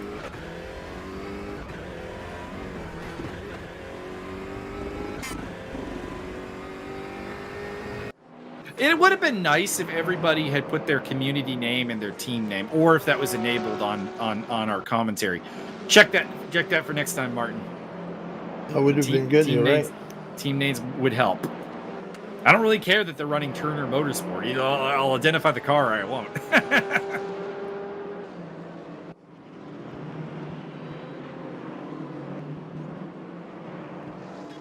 All right, who's the driver of this race? Did we do the? I mean, we're going to go with Takazawa. Come on. I'm gonna go with either Romanenko because winning, or it's Takazawa for headbutting the BMW dominance and being in the top 10. Or maybe it's Richard DeRoche for going so fast the server couldn't keep up with him. I mean, I do have to give a shout out to Chris Johnston just because he's moved really. I think he might be our hard charger of the day. He's up to 13th place, legitimately, and qualified considerably lower than that. So I don't think anybody else has made quite that level of a charge, but I could be mistaken. Wait, we've got Garunian in chat. Dude, how do you pronounce your first name so we keep fucking it up? Because I know we are. I mean, give us maybe the answer. Maybe. Zerrer? I would say. You would say. And we probably have said, but we can't really tell. I think we've been going back and forth between Zerai and Zerrer. Yeah. Really how this been. So, let us know. Thomas, you know what? Shout out to Mauricio Delgado, who is ESR by proxy, not racing for ESR here.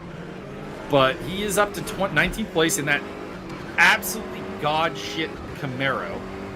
And he's ahead of his teammates. And that's a guy who's developing his skills. He's still down at the bronze level in ESR.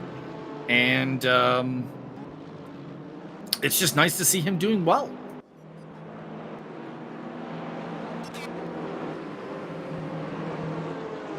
I think he's made a horrible mistake by going with that Camaro, but it's beside the point. I mean, the Studebaker was not available, so got to race something. I mean, the Studebaker would have been a better option.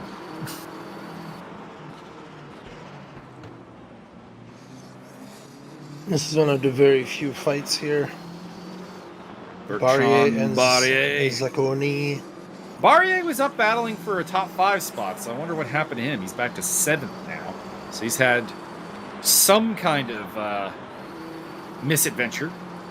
Ariel Zattoni's also quite a ways behind Centeno now, so he might have had a little bit of an adventure as well. Scott Nick is in favor of bringing an M1 Garand to the race, and quite frankly, so am I. Pock, pock, pock, pock, pock, pock, ting! I mean, personally, I would have brought a T-34. Yeah, that'll work. I mean, you wouldn't win on the first or second lap, but by the time you're done with everybody... Yeah, but that 57mm cannon, that'll make short... Oh, you're going to pass me? You're going to pass me? Put one right through that. Any rear-engine car would just be instantly fucked. Or, I mean, what are we talking about here? Panzer 1C. Hell yeah. I'll bring the E25. Well, the E25 might not be as effective because you don't have a turret to aim with. Well, I'd just get right behind somebody. It's a lot of possible wiggling to go around, though. I suppose.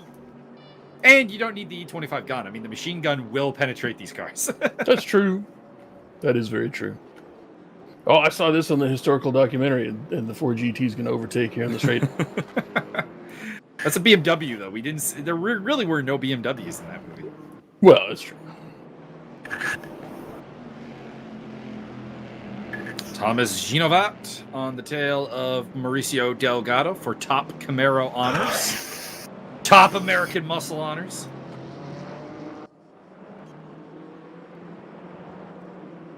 Bertrand Barrier's car has seen a little bit better days. There's definitely some misshapedness going on through the bonnet there, so may have headbutted something, which we've kind of said that Barrier is a little bit of an all-or-nothing type of driver, and it sometimes gets the better of him. We here at ESI would like to apologize for the constant yawning in the background.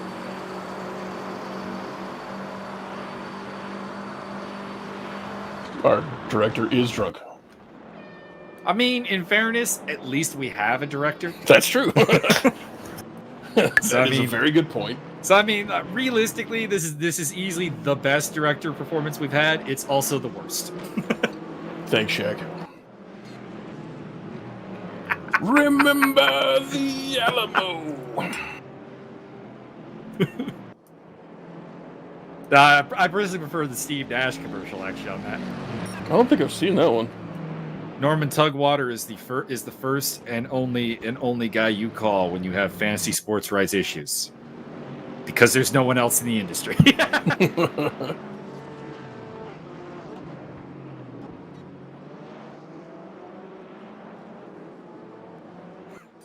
Drink it down.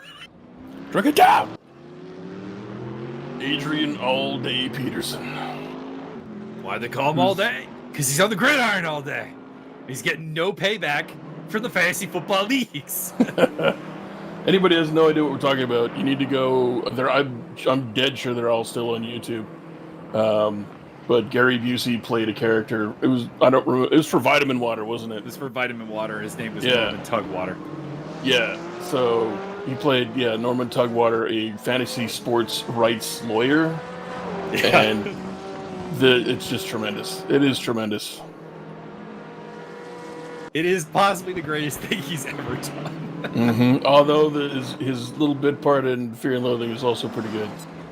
And Josiah, people always forget he was in the original Lethal Weapon as well. He was, and Predator 2, which I enjoyed him in. Oh yeah. As to answer your question, Josiah, the Audi is apparently not favored in the BOP right now. Apparently, it's BMW or nothing. Because I mean, you can see the M6 is in top 8 positions right now. And 11 of the top 12 spots. It's really just this man, Ray Takazawa, bringing it on. Shout out to Ben Schwarry, who had just popped up on my Steam list as playing Deep Rock Galactic. He does that a lot. Could have been here. Doing commentary with us. Oh, I think he did. He did hate doing commentary the one time we bullied him into doing it. Yeah, took us like 2 months. He did a good job. I don't know why he was so late. I don't know. Pedro Magalhaes on the tail of Sebas Carres. Or Karis? Let's just go Karis. Karis is good.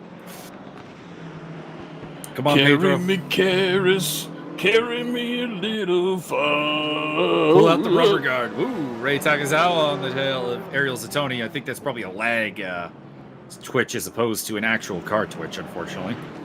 Yes, the caress. Go, Ray! Go! There's still hope to upset the BMWs.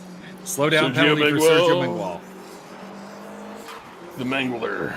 Ooh, something happened with Mauricio Delgado because he has fallen behind both of his teammates, Ginovart and Mengual. There he is. It's your boy. Car looks healthy, so he didn't hit anything hard. I think he had a penalty. I don't remember seeing it, but you could be right. Wait a minute. What does the side of their car say? Renta Terstappen? Yeah. I see.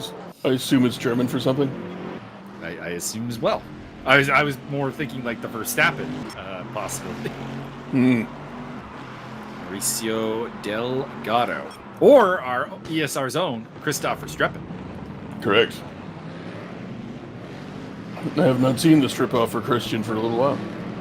I think he'll be in the Sunday series coming up, so his triumphant return.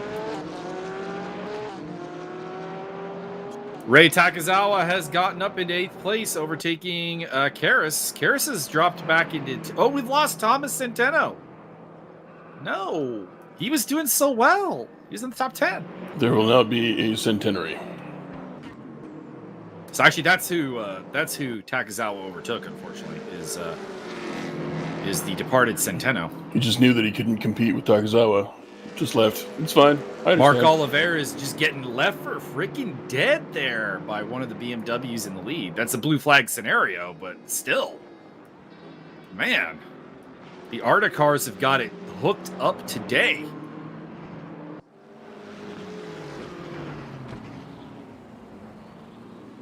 Mark Oliveira goes down the inside, looking to make that move on, I forget your first name, but Mr. Frau. Would be, Line. Bernat Frau. Frau Line.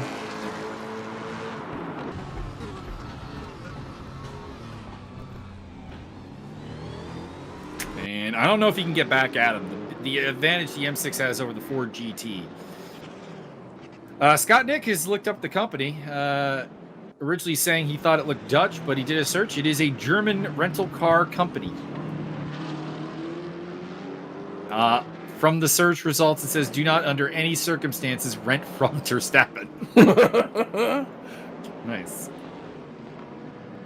So a bad car rental company. Sergio Mengual up on the tail of his teammate, Ginovart. This is one of those times where I think just as teammates, like, just lay off. Like, these Camaros are not catching up to anyone. They're about 30.5 seconds back of Bernat Frau in the Ford. Like, they're not catching anybody. You might just be better off just cruising over the line and getting ready for race 2. Mercedes watch. Mengual's up a spot. Johnston in 12th place. Butler in 14th. No real changes there. They both picked up a spot when Centeno retired, but aside from that, they had been pretty static. Not really near anybody. Could be a good battle for third still. Jesse versus Marin. We know Marin's fast. He started on the front row and had that terrible first lap. He's come back hard. So I tip my hat to Richard Marin. Not wearing a hat, but, you know, if I was, I'll tip my headphones there. He's doing an excellent job.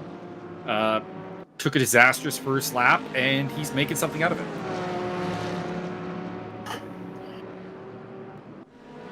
Actually, he might be my driver of the day. I'm going to go that far because he was down as low as 16th place on that first lap and has gotten up into 4th place. So I really do gotta tip my hat to, number 1, not rage quitting. Number 2, keeping cool and making his way through without taking a lot of penalties. You can see the car is still healthy, and he might be on for a podium here. Well performed. As he goes after teammate Il Jesli. In the meantime, Takazawa appears to have gone off and is dropping through the field. And he's out. No! We lost Takazawa. the BMW dominance is complete. They have the entire top 10. Yeah, he's actually left the server completely. Yeah, I think probably a ping issue. I mean, he was racing under the Japanese flag, which of course always a question mark as to whether that is a where you live or where you're from initially, or we had that one Japanese guy who wasn't even Japanese, just ran under the Japanese flag. He was just an anime nut. So, but if Takezawa is from Japan, of course, that would be one of the extreme ends of the ping spectrum. And also, it's 3 a.m. Oh, he's back. So he's out of the race, but he seems to. He briefly got back in. And the race is over. Or, well, finishing up here. People are still crossing the line. Our winner is going to be Romanenko from Neg, Jesley, Marin, Machuca, Barrier in 6th place. Congratulations, Bertrand. Very nice race. Ariel Zatoni, Gaston Lecurzi. And if they hold as they are, Pedro Magalhaes will take home 9th place. Very nice. Ahead of Sibas Kers. Chris Johnston looks like he's going to take home 11th. Valdiviso in the Ford did an admirable job picking up a 12th place by the looks of it.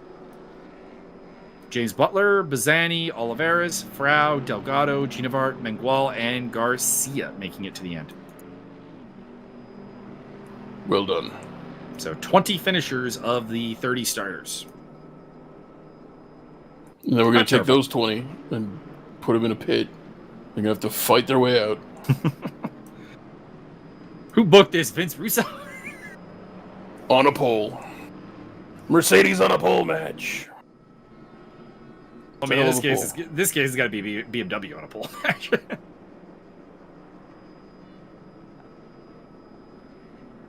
So we got race 2 coming up here with reverse grid. We don't know what the extent of that reverse grid is, so it'll be interesting to see. And we'll see if Romanenko can play the long game and come through the field, or if he's just kind of a hot lapper, because we don't know him. We don't have a file on him, other than that he's exceedingly quick in the 3rd sector.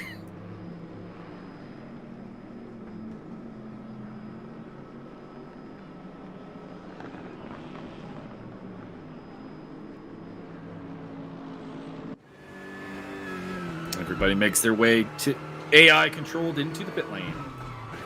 Assuming the AI doesn't fuck up somewhere. And the mandatory pit was actually listed under the event's details. I just didn't notice it till now.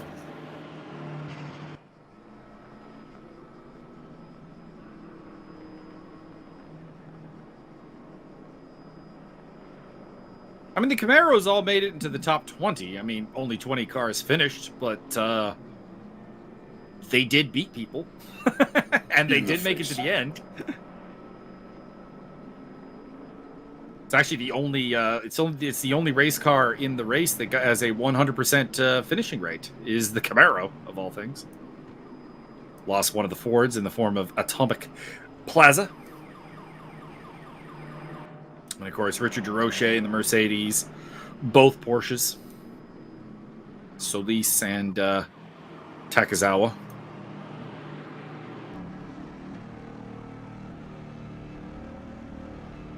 Oh, it's a Yakko Racing Camaro. Okay, I gotta love it a little bit. I do love the Yakko Racing crew.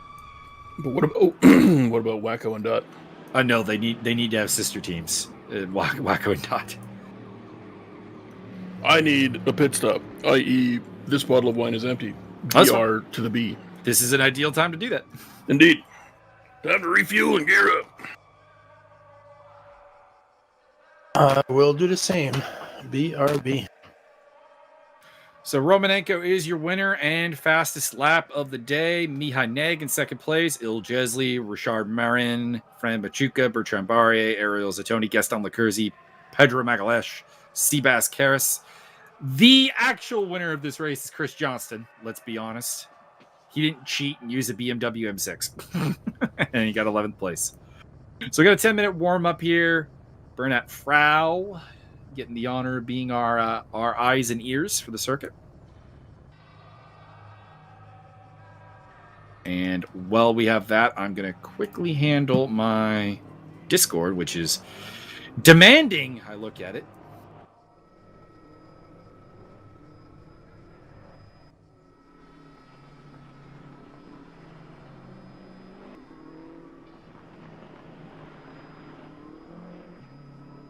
And, okay.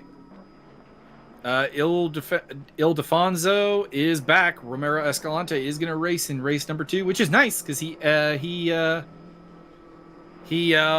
exited quite early in race 1. I think he was the first DNF. So to see him stick it out and be here for the second race, that definitely deserves a tip to the headphones. And a round of applause if you are capable of giving him such a thing.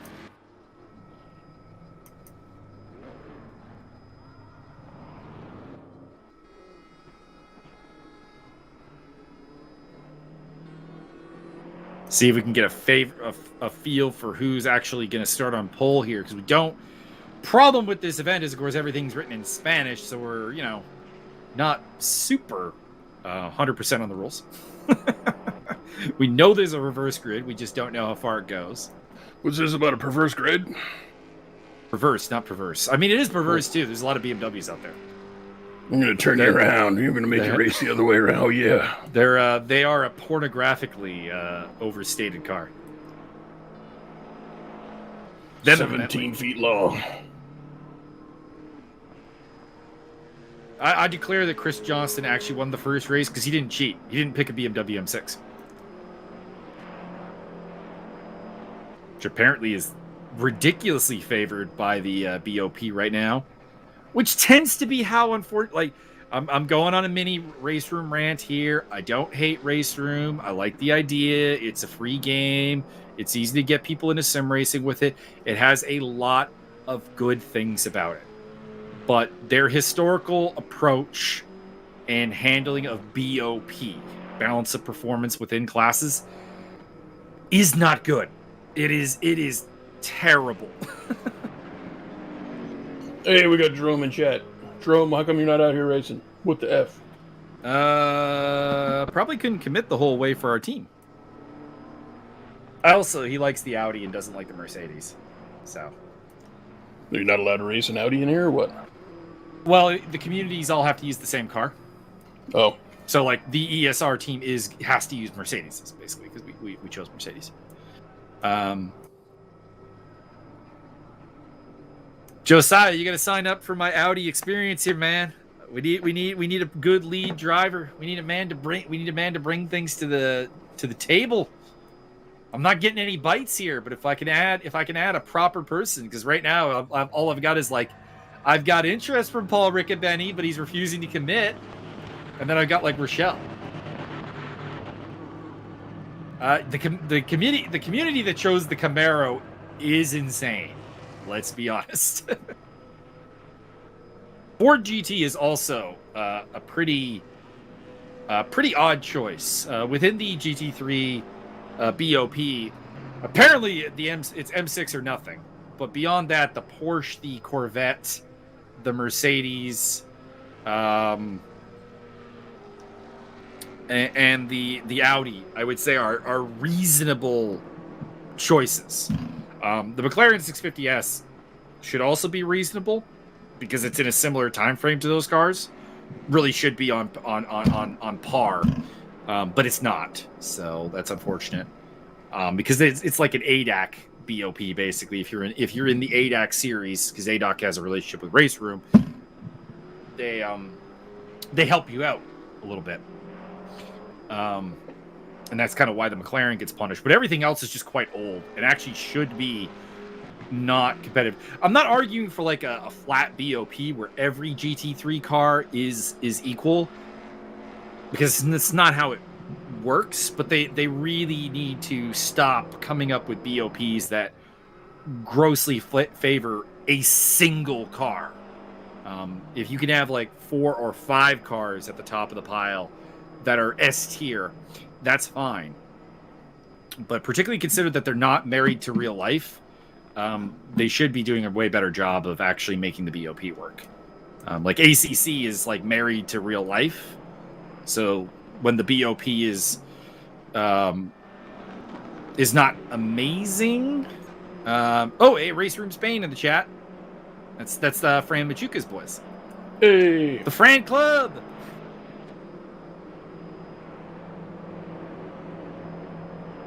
But anyways, what I was getting at is that, I mean, ACC has the excuse, at least, where, like, if for example, in the World GT Series, the Audi R8 were to absolutely dominate, and it actually kind of is. Audi's doing exceedingly well in the Sprint Cup, at least. Not mostly because their teams are all very well funded.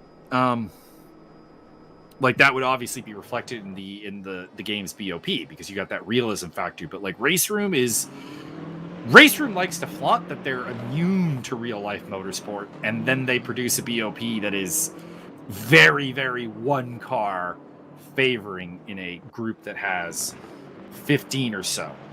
John Barker in the house. Oh, Juan John, Barcadero himself. Won't you buy me a Mercedes-Benz? John Barker is the only person who likes my singing. But for different reasons, though.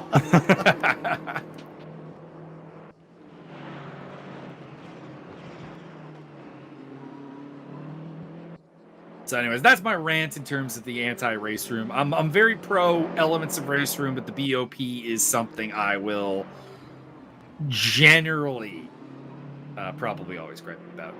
Scott Nick telling me that not to sing ever again. I mean, it's just gonna make me do it more, Scott.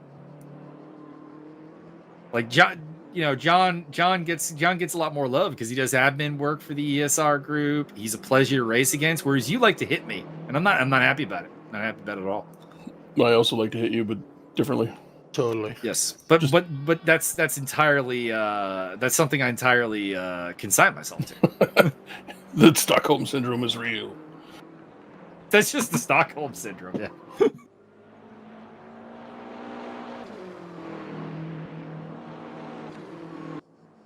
Oh, you'll like this from the vivisection for today's fights, which actually are on right now. Stephen Wonderboy Thompson's in the main event tonight, and Connor Rebush is summed up Wonderboy nicely, where he's like, Stephen Wonderboy Thompson gives you two choices: pressure him relentlessly, or just don't fight him at all. And if you do anything in between, he will kill you. Mm-hmm. You mean, wait, we're missing fights to let these jokers warm up? Come on, man. I mean, I got a race coming up after this, so I'm going to be watching it later. It's right. We're not missing anything. That Greg Hardy's on the card, and if he loses to Marcin Tibera horribly, I will watch that. Hell yeah. A lot. Those who are unaware, Greg Hardy is human trash. Correct. And we'll leave it at that.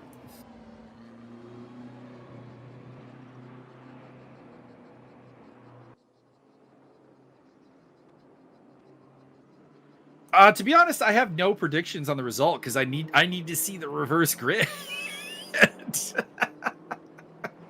That's going to be the big question. That's all it says on the website.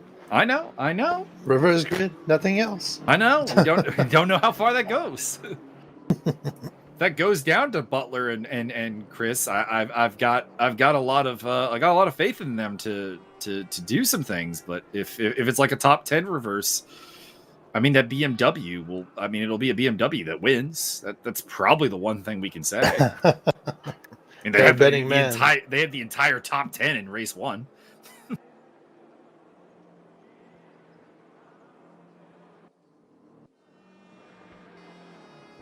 Our boy Romero Escalante is back. After Ildefonso. He sat in the pits for a long time, and I respect the fact that he is still here. That's a determined man. That's not a rage quit right there. That's how you know it's not a rage quit, when they actually hang around for race 2. Ildefonso Romero Escalante. It's just fun to say. It is. He does win for best name. That is correct. For sure. Best name 2020. Very nice.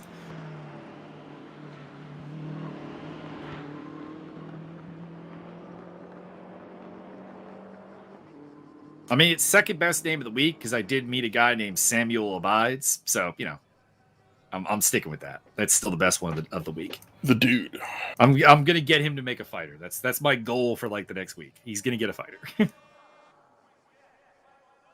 All right, grid is forming up. It's one of Fran's boys on pole, I think. No, he's on second. So first is one of the BMWs. I know that doesn't help us in any way, shape, or form, but we'll try and make this happen.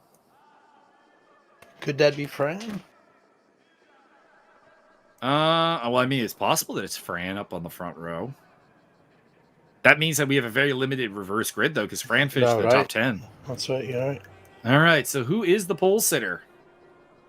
Her name's Tiffany. Marcello Cassetta. It's a full reverse grid. Wow. Caserta's at the front, so it's the DNFers that are at the front. This is interesting. We got Camaros near the front. Oh God. Romero Escalante. All right, this is gonna be a mess. This is gonna be an absolute mess. Oh my God. Oh, can we get a wide view, please? Please, helicopter shot. Oh God, get the helicopter out. Jesus Christ. Wow.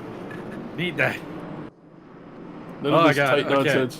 So Zatoni and Caress, I think, are the two that got caught up at the start. They're very far off the back. Something last Caress. Gaston Lecurzi's car is a little bit beat up as well.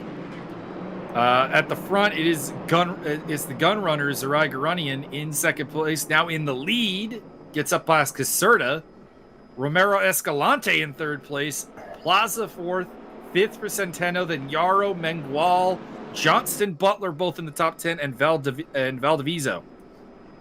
Sir, I need a solid top 40 out of you. Come on, you stopped at we like don't 10. Have a top 40. You stopped at 10. That's kind of weak.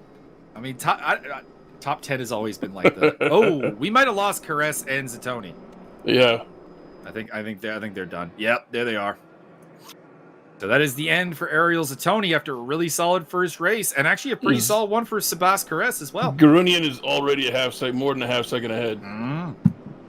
Well, Garunian might just run away with this one because he was competing for a podium in race 1 and then gets a second place on the grid start with a bunch of guys who are, and I don't mean this as an insult because you're all probably about as fast as me or faster, they just can't match him. Romachenko's already up to 20th. Romachenko on the charge.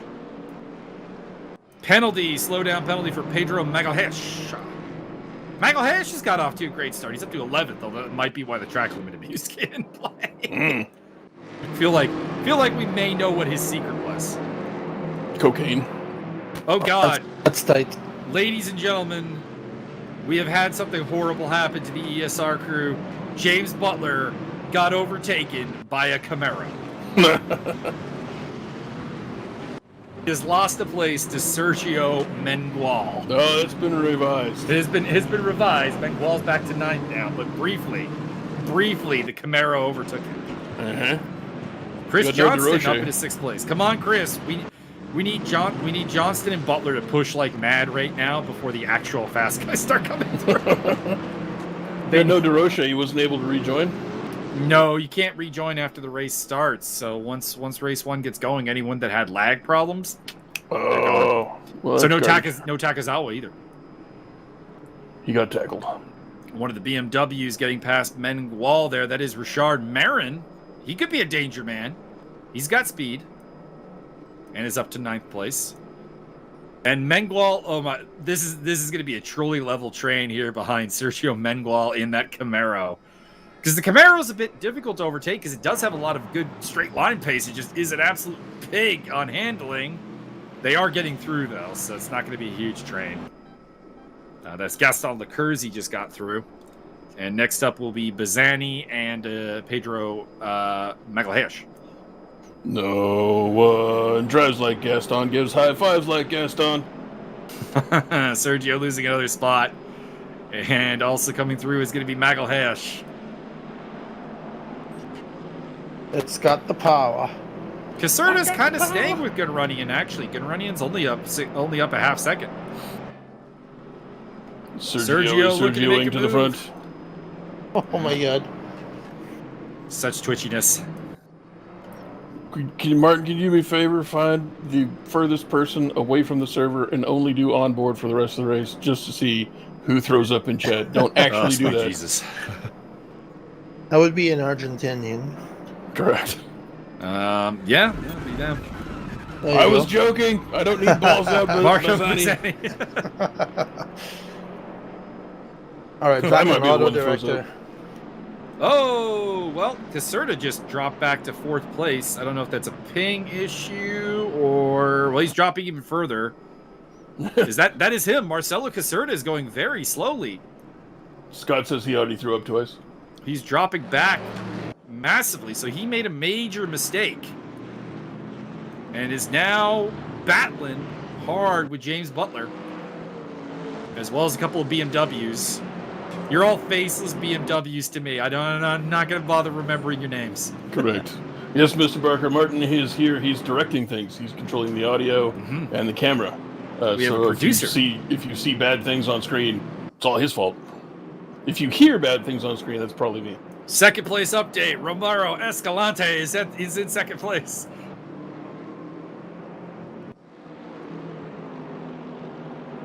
Centeno could be an interesting one. Oh no, Pedro. Pedro, that's 2, my friend. Pedro. You need to calm down.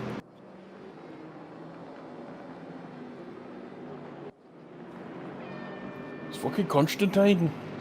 It looks like we might have lost Il Jesli now. Oh no, looks like it was just a lag issue. Oof. Pushing. Bertrand Barrier up to 16th place. Where is Romachenko? 12th place. So he's still charging. Magalhaes is next on his list. Oh, we got a Ukraine fan in chat. What's up, Alexander? Okay, we're gonna ask you. How do you pronounce Garunian's first name? Because we're not sure. We're not sure. And we'd like to know. And we've been calling his races for a very long time, so it's kind of embarrassing. All right, so option 1 is go ahead. Stop say it, go Byron. penalty for Bertrand Barrier overtaking under yellows. Dun dun dun. Il Defonso Romero Escalante, slow down penalty. And a stop and go. No, that was the one that came up before. Barrier. Oh, yeah, okay. They tend to rotate a couple of times to make sure that their attention is grabbed. Il Defonso Romero Escalante. Roberto Garcia is having a miserable time trying to get past Mengual. He does it finally. A little bit of Barrier is coming through as well. Garunian's already like almost 4 seconds ahead. Yeah, indeed, he is pulling away, but he's going to need more. Romachenko's coming. Or Romanenko. I keep adding the CH. I am sorry. It's Romanowski. Let's see Casterta because he's coming back. Yeah, he's still in with some of the slower cars, like the Ford of Valdivieso, who did quite well in race 1, considering he's in a Ford GT. I must say. Marcelo the Castrator Caserta. I do have to give a big tip of the hat to the driver, even if I think that car is garbage.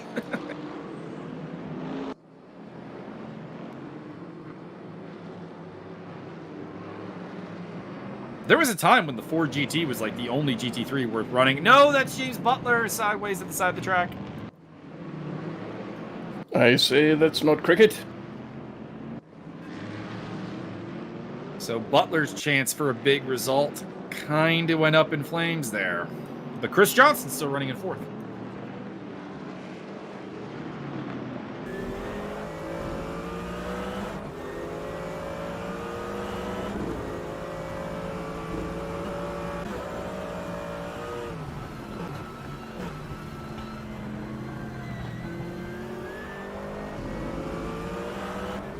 See, I'm not entirely certain how to treat the guys who are ESR guys not racing for ESR in this race. I mean, part of me is like, be nice to them and whatever. The other part of me is like, you guys are assholes.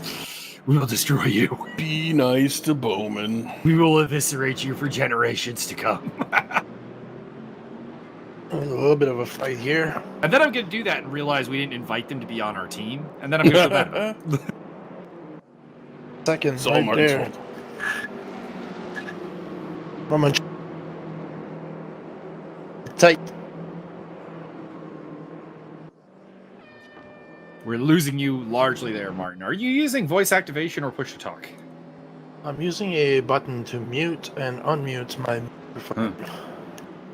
Sounds like a plan. I feel like just push to talk probably is the way to do Il this. Defonso Romero Escalante. He is dropping like a stone right now. Is that lag or is that actually happening? Your boy Constantine is up to 9th place. Mm-hmm. On the charge.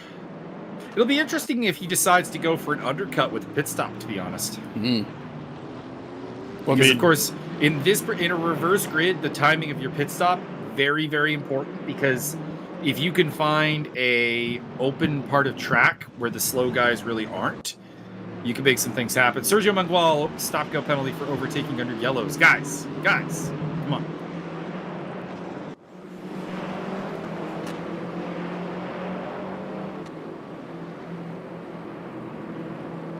Barrier has fallen to the back. That probably is from his stop-go penalty, though. No, but mine does sometimes, Scott.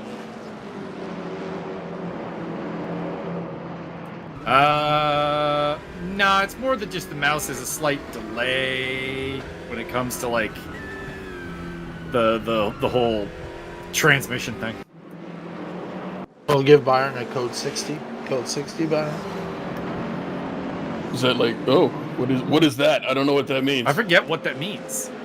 I have no idea. It's just if you're saying 44 to the front, that means that the loss prevention officer is tackling somebody outside and he needs backup. That I do know. I thought it was a code in Star Wars to kill all the Jedis or something. 44 to the front, please. Oh, that's code 66. Or, yeah. I will do my best to make sure I am pushing the push-to-talk button for a moment and before I start talking. Execute order 66. I'm a little bit amazed that Ford that Valdizzo is driving is still hanging on to a top 5 spot. He is quickly making a case for driver of the day, at least in this race.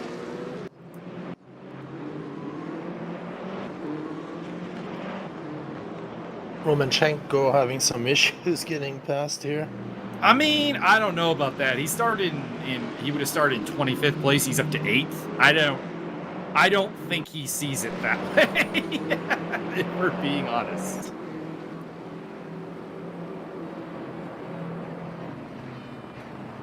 Let's put the director back on. I think he's had a very fine race. He's got some more close to his pace guys in Magalhaes and Marin there. They'll be a little bit harder to get through. And like I said, Valdivieso is doing a fantastic job here in 5th place for that Ford GT. Although, by the way, we've had pit stops from Garcia and Lecurzi and Butler early on here, so they have come into the pits and are looking to try to play that kind of game. That damage might be why Butler is in, if we're being honest. That front end does not look healthy. It's fine. It's just creative weight saving.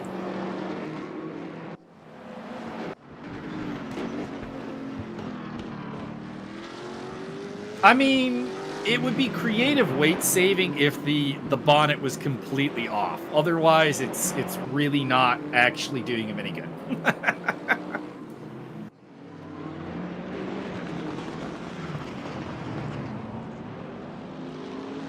Marin gets dove up the inside by Magalhaes. That was a nice move by the Brazilian. And Romanenko might be able to take them both, though, here in that red BMW. But for the time being, Magalhaes will hang on to 6th place ahead of Marin and Romanenko. The race 1 leader is coming through the field.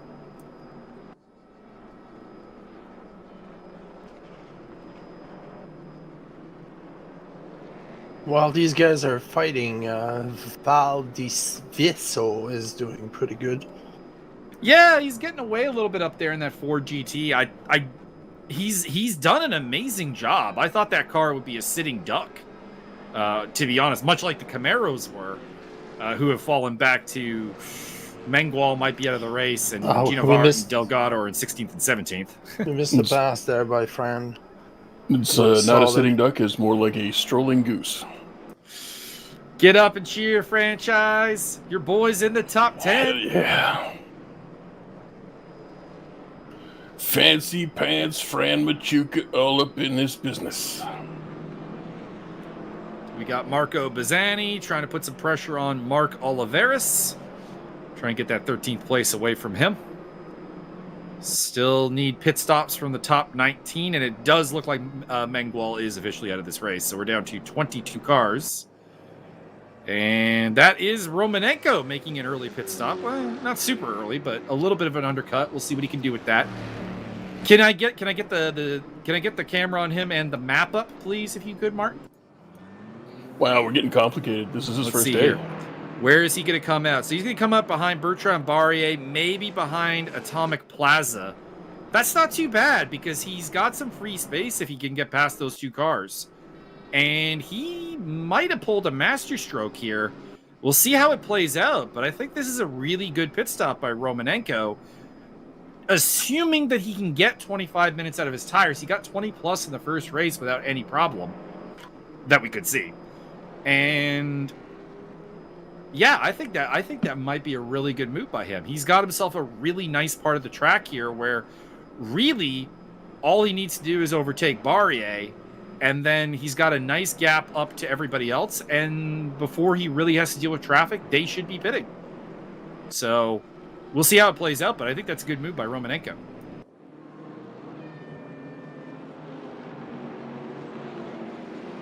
I'm going to get boring like that time I talked about how Travis's team fucked up pit strategy for a good half of a recording. What, Travis Luter? No, Travis Walls. Travis Wallace. I know that guy. He's pretty cool. Gaston Lecurzi getting a slowdown penalty, and into the pits comes Richard Marin. He's another one that could be interesting. We'll see where he comes out in relation to Romanenko.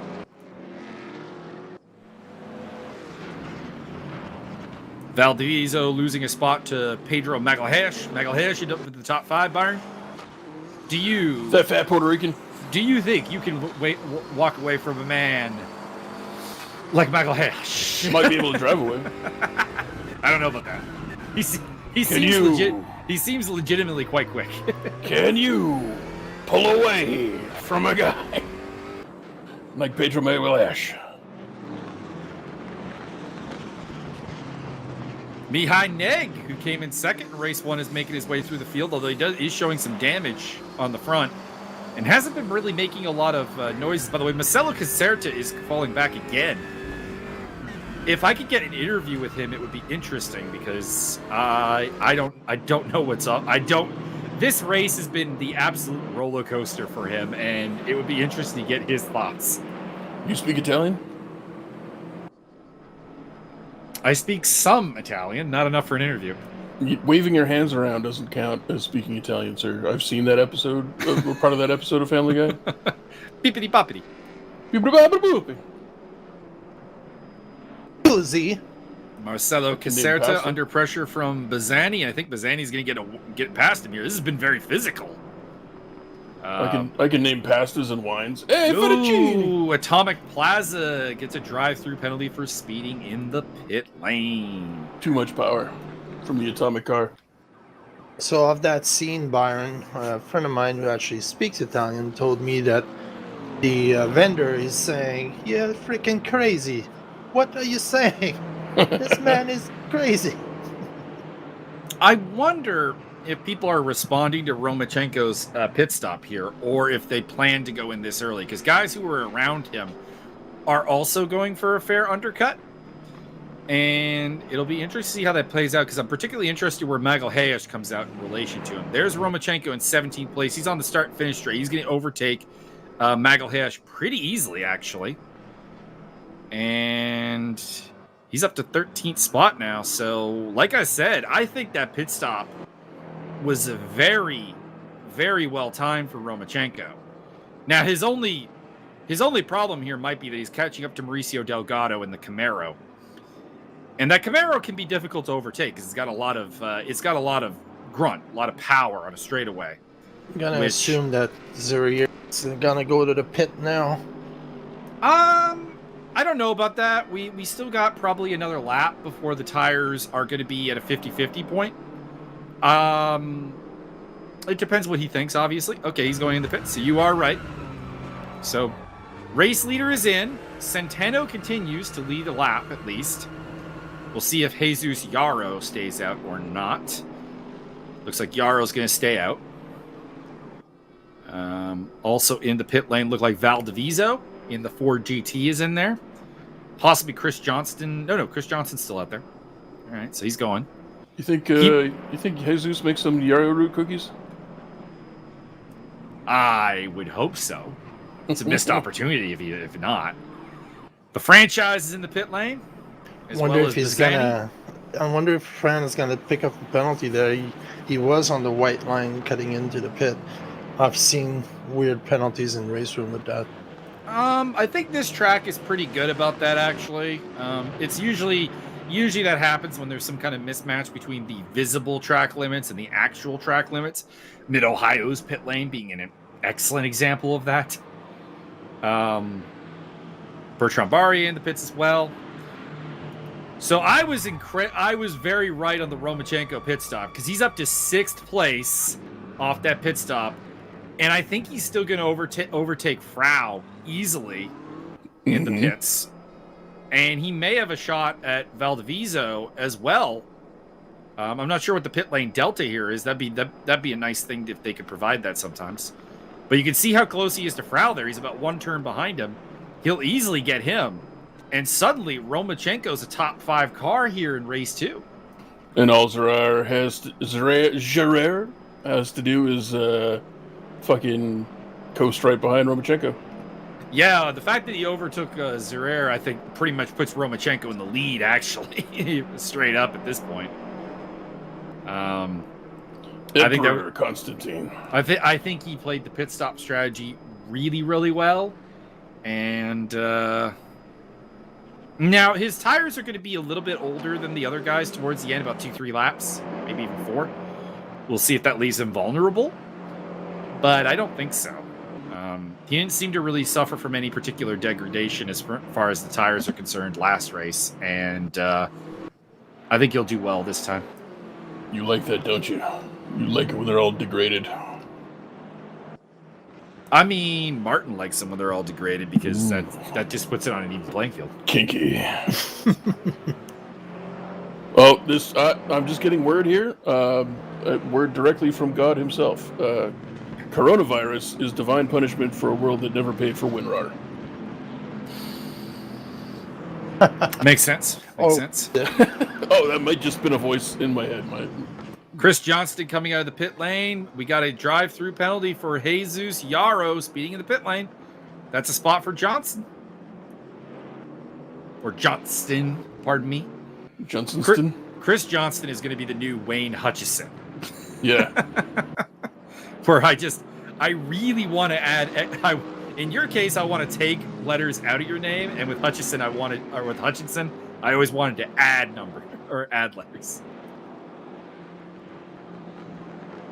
So Romachenko in the lead, Centeno in second. So Centeno jumped Garunian. I wonder if Garunian just had a bad pit stop, to be honest, because not only did he lose out to Romanenko, he lost out to Centeno, who he was quite a ways ahead of. So that's interesting. Chris Johnston's now in, of course, the weird spot with Yarrow, the car ahead of him, sitting on a drive-through penalty. And how aggressively do you pursue the overtake here, frankly? But at the same time, you want to get away from the likes of Pedro Magalhães, Marco Pisani, Fran Chuka. No, slow down penalty. Slow down. Sorry, what were you saying?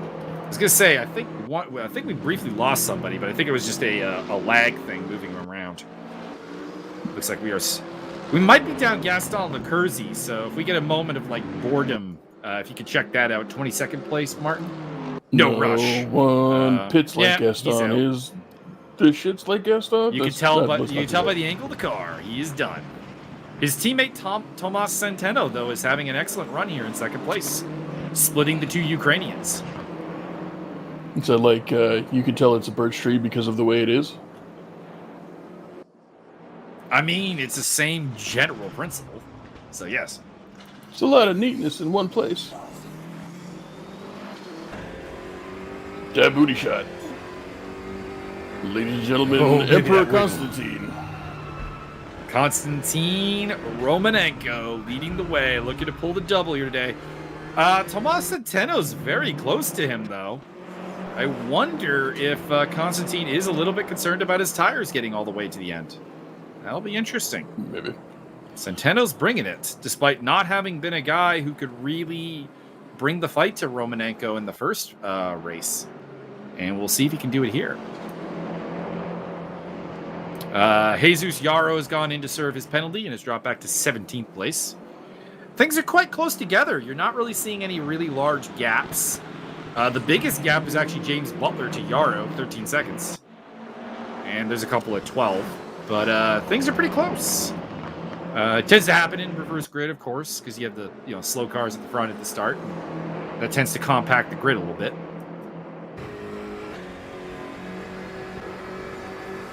Shout out to the Camaros of Mauricio Delgado and I forget his name now, Gino Vart, but they are actually still not last place. They're in 16th and 17th. What about your boy Corn?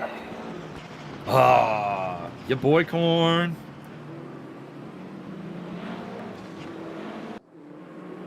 The greatest find in Rocket League history. Correct.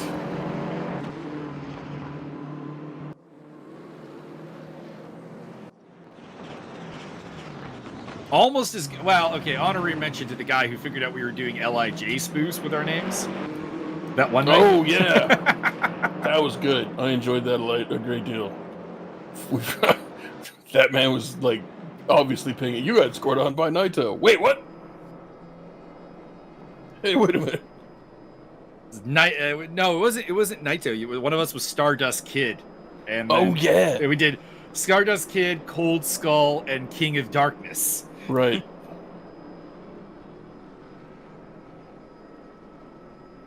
Not only was he familiar, but he knew all the nicknames and previous gimmicks. What a nerd. Indeed.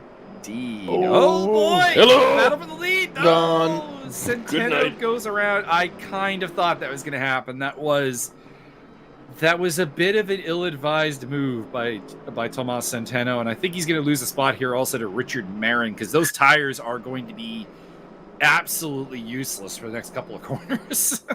Moon over Marin. It's probably Marine with that accent up there. It probably is.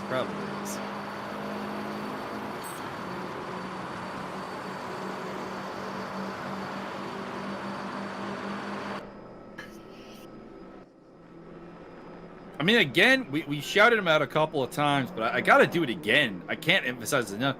There is still a Ford GT in 6th place. Alex Valdiviso, my friend, you are honestly making a case for, or Alex, I suppose, making an absolute case for racer of the day here in this second race. It's I did not expect that car to stay there. Valdivieso.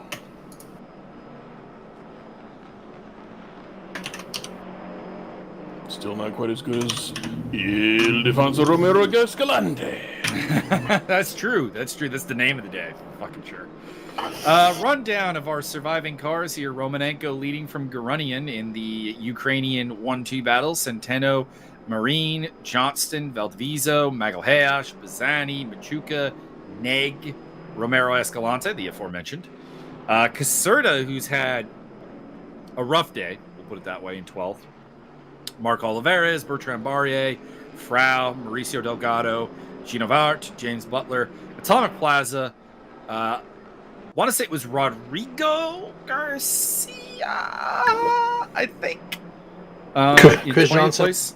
And Jesus Yarrow in 21st. Rodrigo. Valdiviso's taking about 6/10 out of Chris Johnston, who's losing ground to the top 4 badly. So I think unfortunately Chris's high point here, best case scenario, is that 5th place he's holding. And that's if he can hold off Valdiviso and Pedro Magalhaes. Bazzani and Machuca might be able to get in there as well. Maybe even Neg, just because we saw Neg was incredibly quick in race 1. Hasn't come through the field here like you'd want, but he might be able to turn up the pressure. Maybe he's being negligent. Although he is behind the franchise. I mean, you can't really blaming the guy that much. Indeed. He's behind the franchise. Frank Club, get up and cheer. Hell yeah. Valdiviso going down Frank the Club inside of Chris Johnston into turn 5. And that is going to be 5th place for the Ford GT. Not only is he staying with people, he's overtaking people in that car. That's amazing.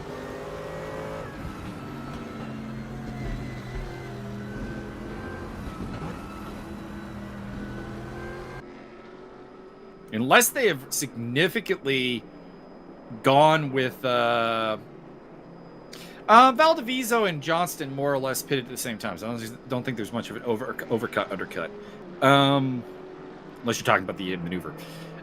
Anyways, unless they've done a significant BOP adjustment, that Ford GT is not a good car.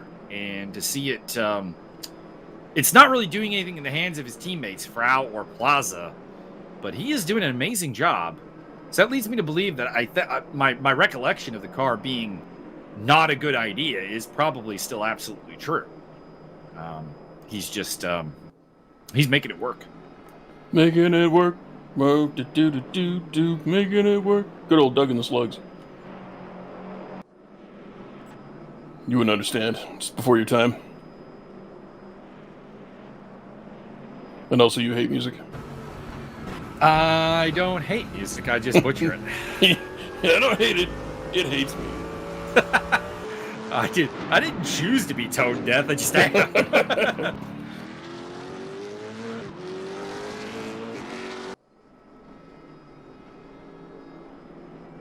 Could be a really interesting showdown here for 5th place, which is held by Valdiviso right now, with Johnston and Magalhaes coming up behind him. Maybe even the guys like I said, maybe even like a Bazzani or a Machuca could get into this fight as well. It'll be really interesting. Only about 9 minutes left, so I think this might be limited to T3, but we'll see. Still a battle going on for the lead. Garunian is still only about a half second behind Romanenko, so that's doing great. Marine is on the tail of Centeno still for the last spot on the podium. So a lot of stuff interesting to go here. Actually, a fair bit better than race 1, where I think at this point I felt I had a pretty good idea of the results. In this race, not such the case.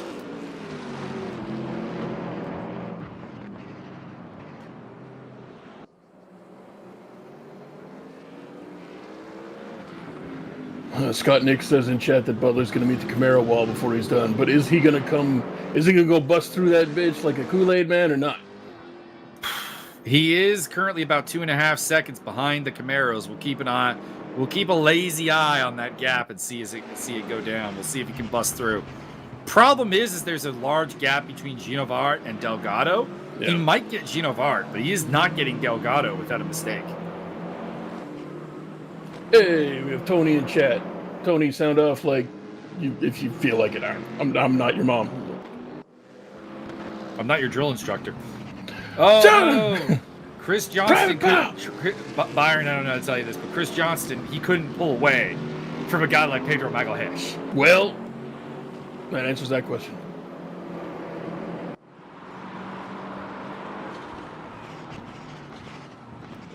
And that is going to be 6th place for the Brazilian master of exhaust pipe bars, Pedro Magalhaes.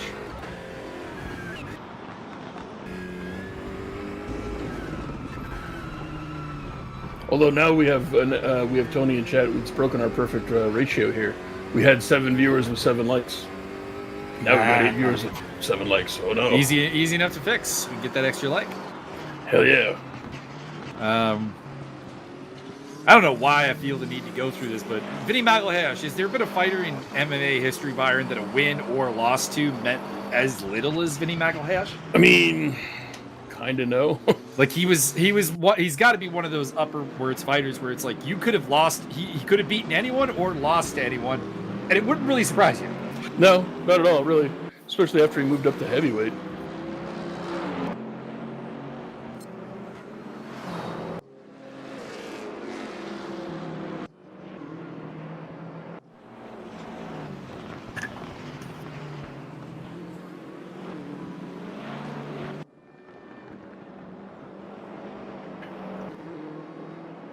"12 seconds behind." Marine. Something happened to the gun runner, that is for sure. He's dropped down to 4th place, and I mean, the Ukraine's still looking at a victory with Romanenko. You know who's bizarrely coming back into this is Tomas Centeno. He actually did close the gap down to under 2 seconds to Romanenko, and he's bringing Marine with him. We could still have a showdown that might take the Ukrainian off the top step of that podium. Maybe his tires are a little bit done. He did pit very, very early, and we'll see what happens. I think it's time to send in the Marines. Oh no! Somebody was very off the track, and I didn't see who it was. It's Magalhaes. Correct. It's Pedro Magalhaes off the track. Pedro Magalhaes. Down to 9th place. He has rejoined ahead of teammate Mihai Neg. Neg is going through up into 9th place now.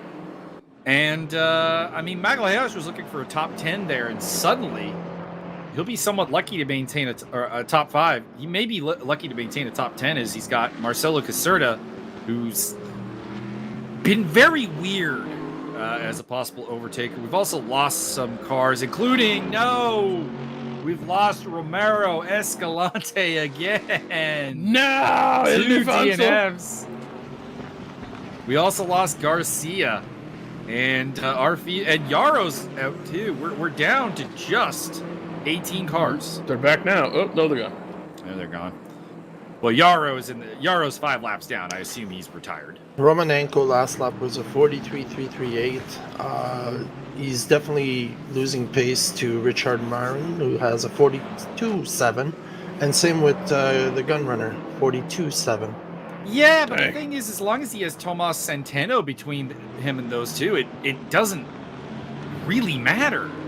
Centeno's last lap was invalid, so. And they've got a Camaro. They've got a Camaro also to navigate there as far as blue flag traffic is concerned.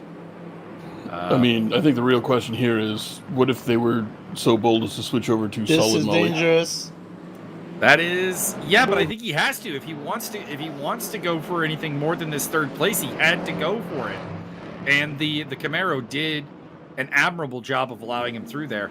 James Butler has picked off Gino Vart, like I thought he would do, but now he's got 13 seconds to go to Mauricio Delgado, and he didn't drop back, John. He's just gotten past one Camaro and is now behind the other Camaro. He's overtaken Gino Vart, and Gino Vart was like 12 seconds behind Delgado. So no, the math works out there. It's just Delgado's next on his list, and I don't think he'll get there with 2 to 3 lap stops to go. Time to fire the blue shell. Or is it the red shell? Which one is the heat seeker? The heat seeker is the red shell. The blue shell is the one that finds the leader. Oh, just fire the red shell. Blue shell you don't really need. That's not necessary.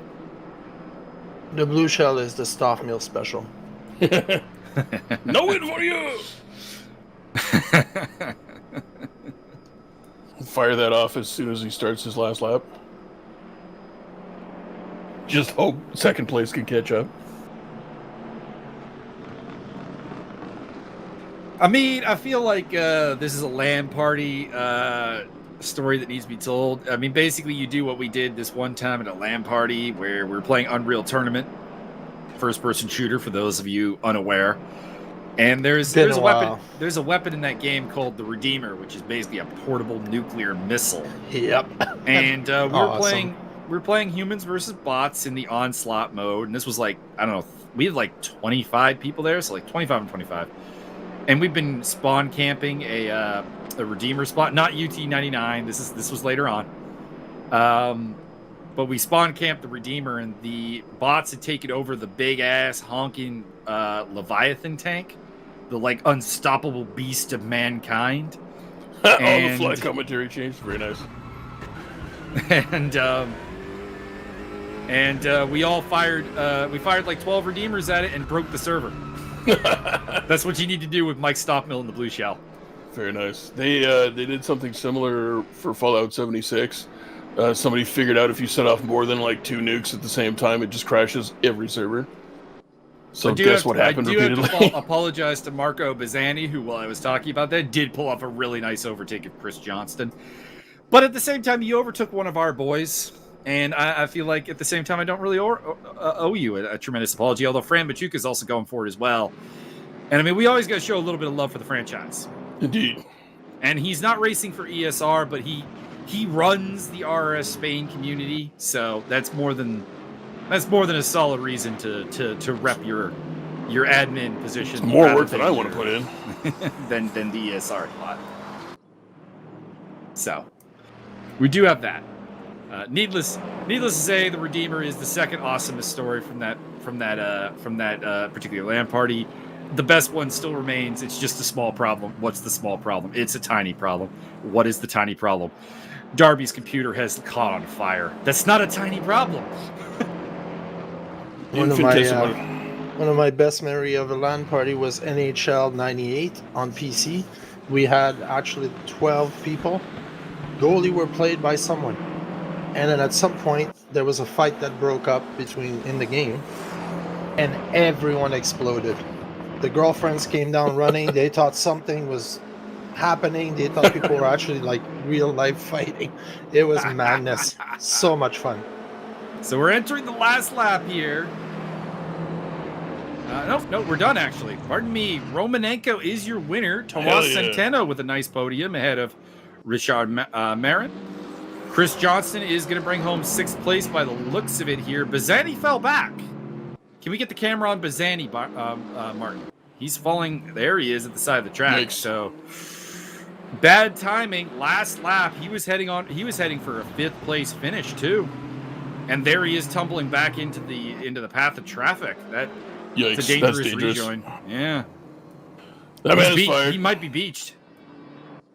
Balls out on the last lap. So that's going to let Magalhaes, Oliveras, Mihai Neg, Bertrand Barrier through. That's your new top 10. He can still probably beat everybody else, but he's got to get that car moving. Dang. He's almost got it on the track. Baby, he's lost a spot to Frau. He's just off the Frau line. Mauricio Delgado get him? The Camaro is coming. No. That's a little too far. Bazzani is moving. He's got back on the track. So he'll still probably take a 12th place. Time to announce the driver of the day, Mike.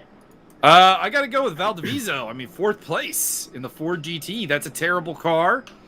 He did it. He did an amazing. Wait, whoa! Chris Johnston's fallen back to 11th place. What's going on there? I'm curious about that. Missed it. Garunian's way back there. Yeah, Garunian tripped up over some people, and I think retired actually. You are correct. We'll have to see. Oh wait, I would that's like the to wrong say that driver of the day. spiritually, Garunian definitely won both races.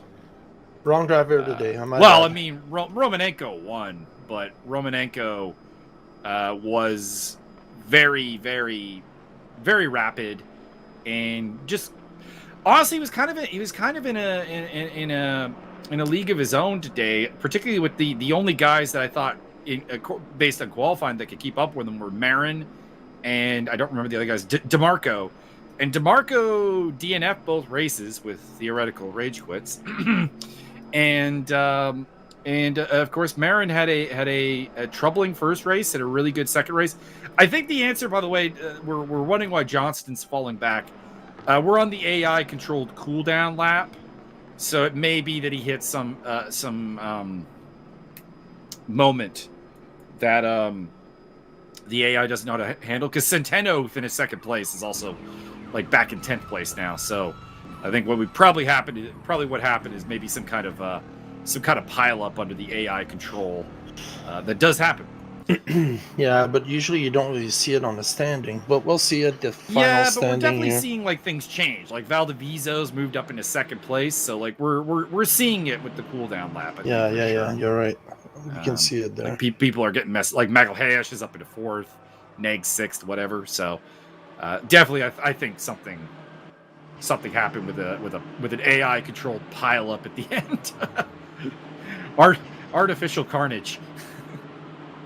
It also could be the pit lane order because they're all in the pits now. And, Correct. Also, how did Romanenko not get driver of the day? The guy went from first to first and from last to first.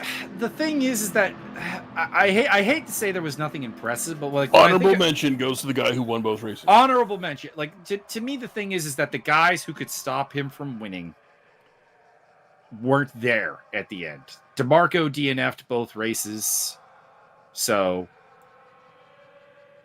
out, and he was the second fastest guy. Marine had a very bad race 1, and then race 2 he did come back to third, so he did his job. Hey, fastest lap to Romanenko, your winner from Centeno, Marine, Valdivieso, Machuca, Johnston, Magalhaes. Look at that lap. Oliveras, Neg, Barria. That's a hell of a lap. There's someone else pulled off like a 41.8 there. I think Magalhaes. Great red lap as well. Barrier, Frau, Bazzani, Delgado, your top Camaro. Butler, Giovanart, Plaza is your last finisher, and then everybody else is out. Dead. Wow.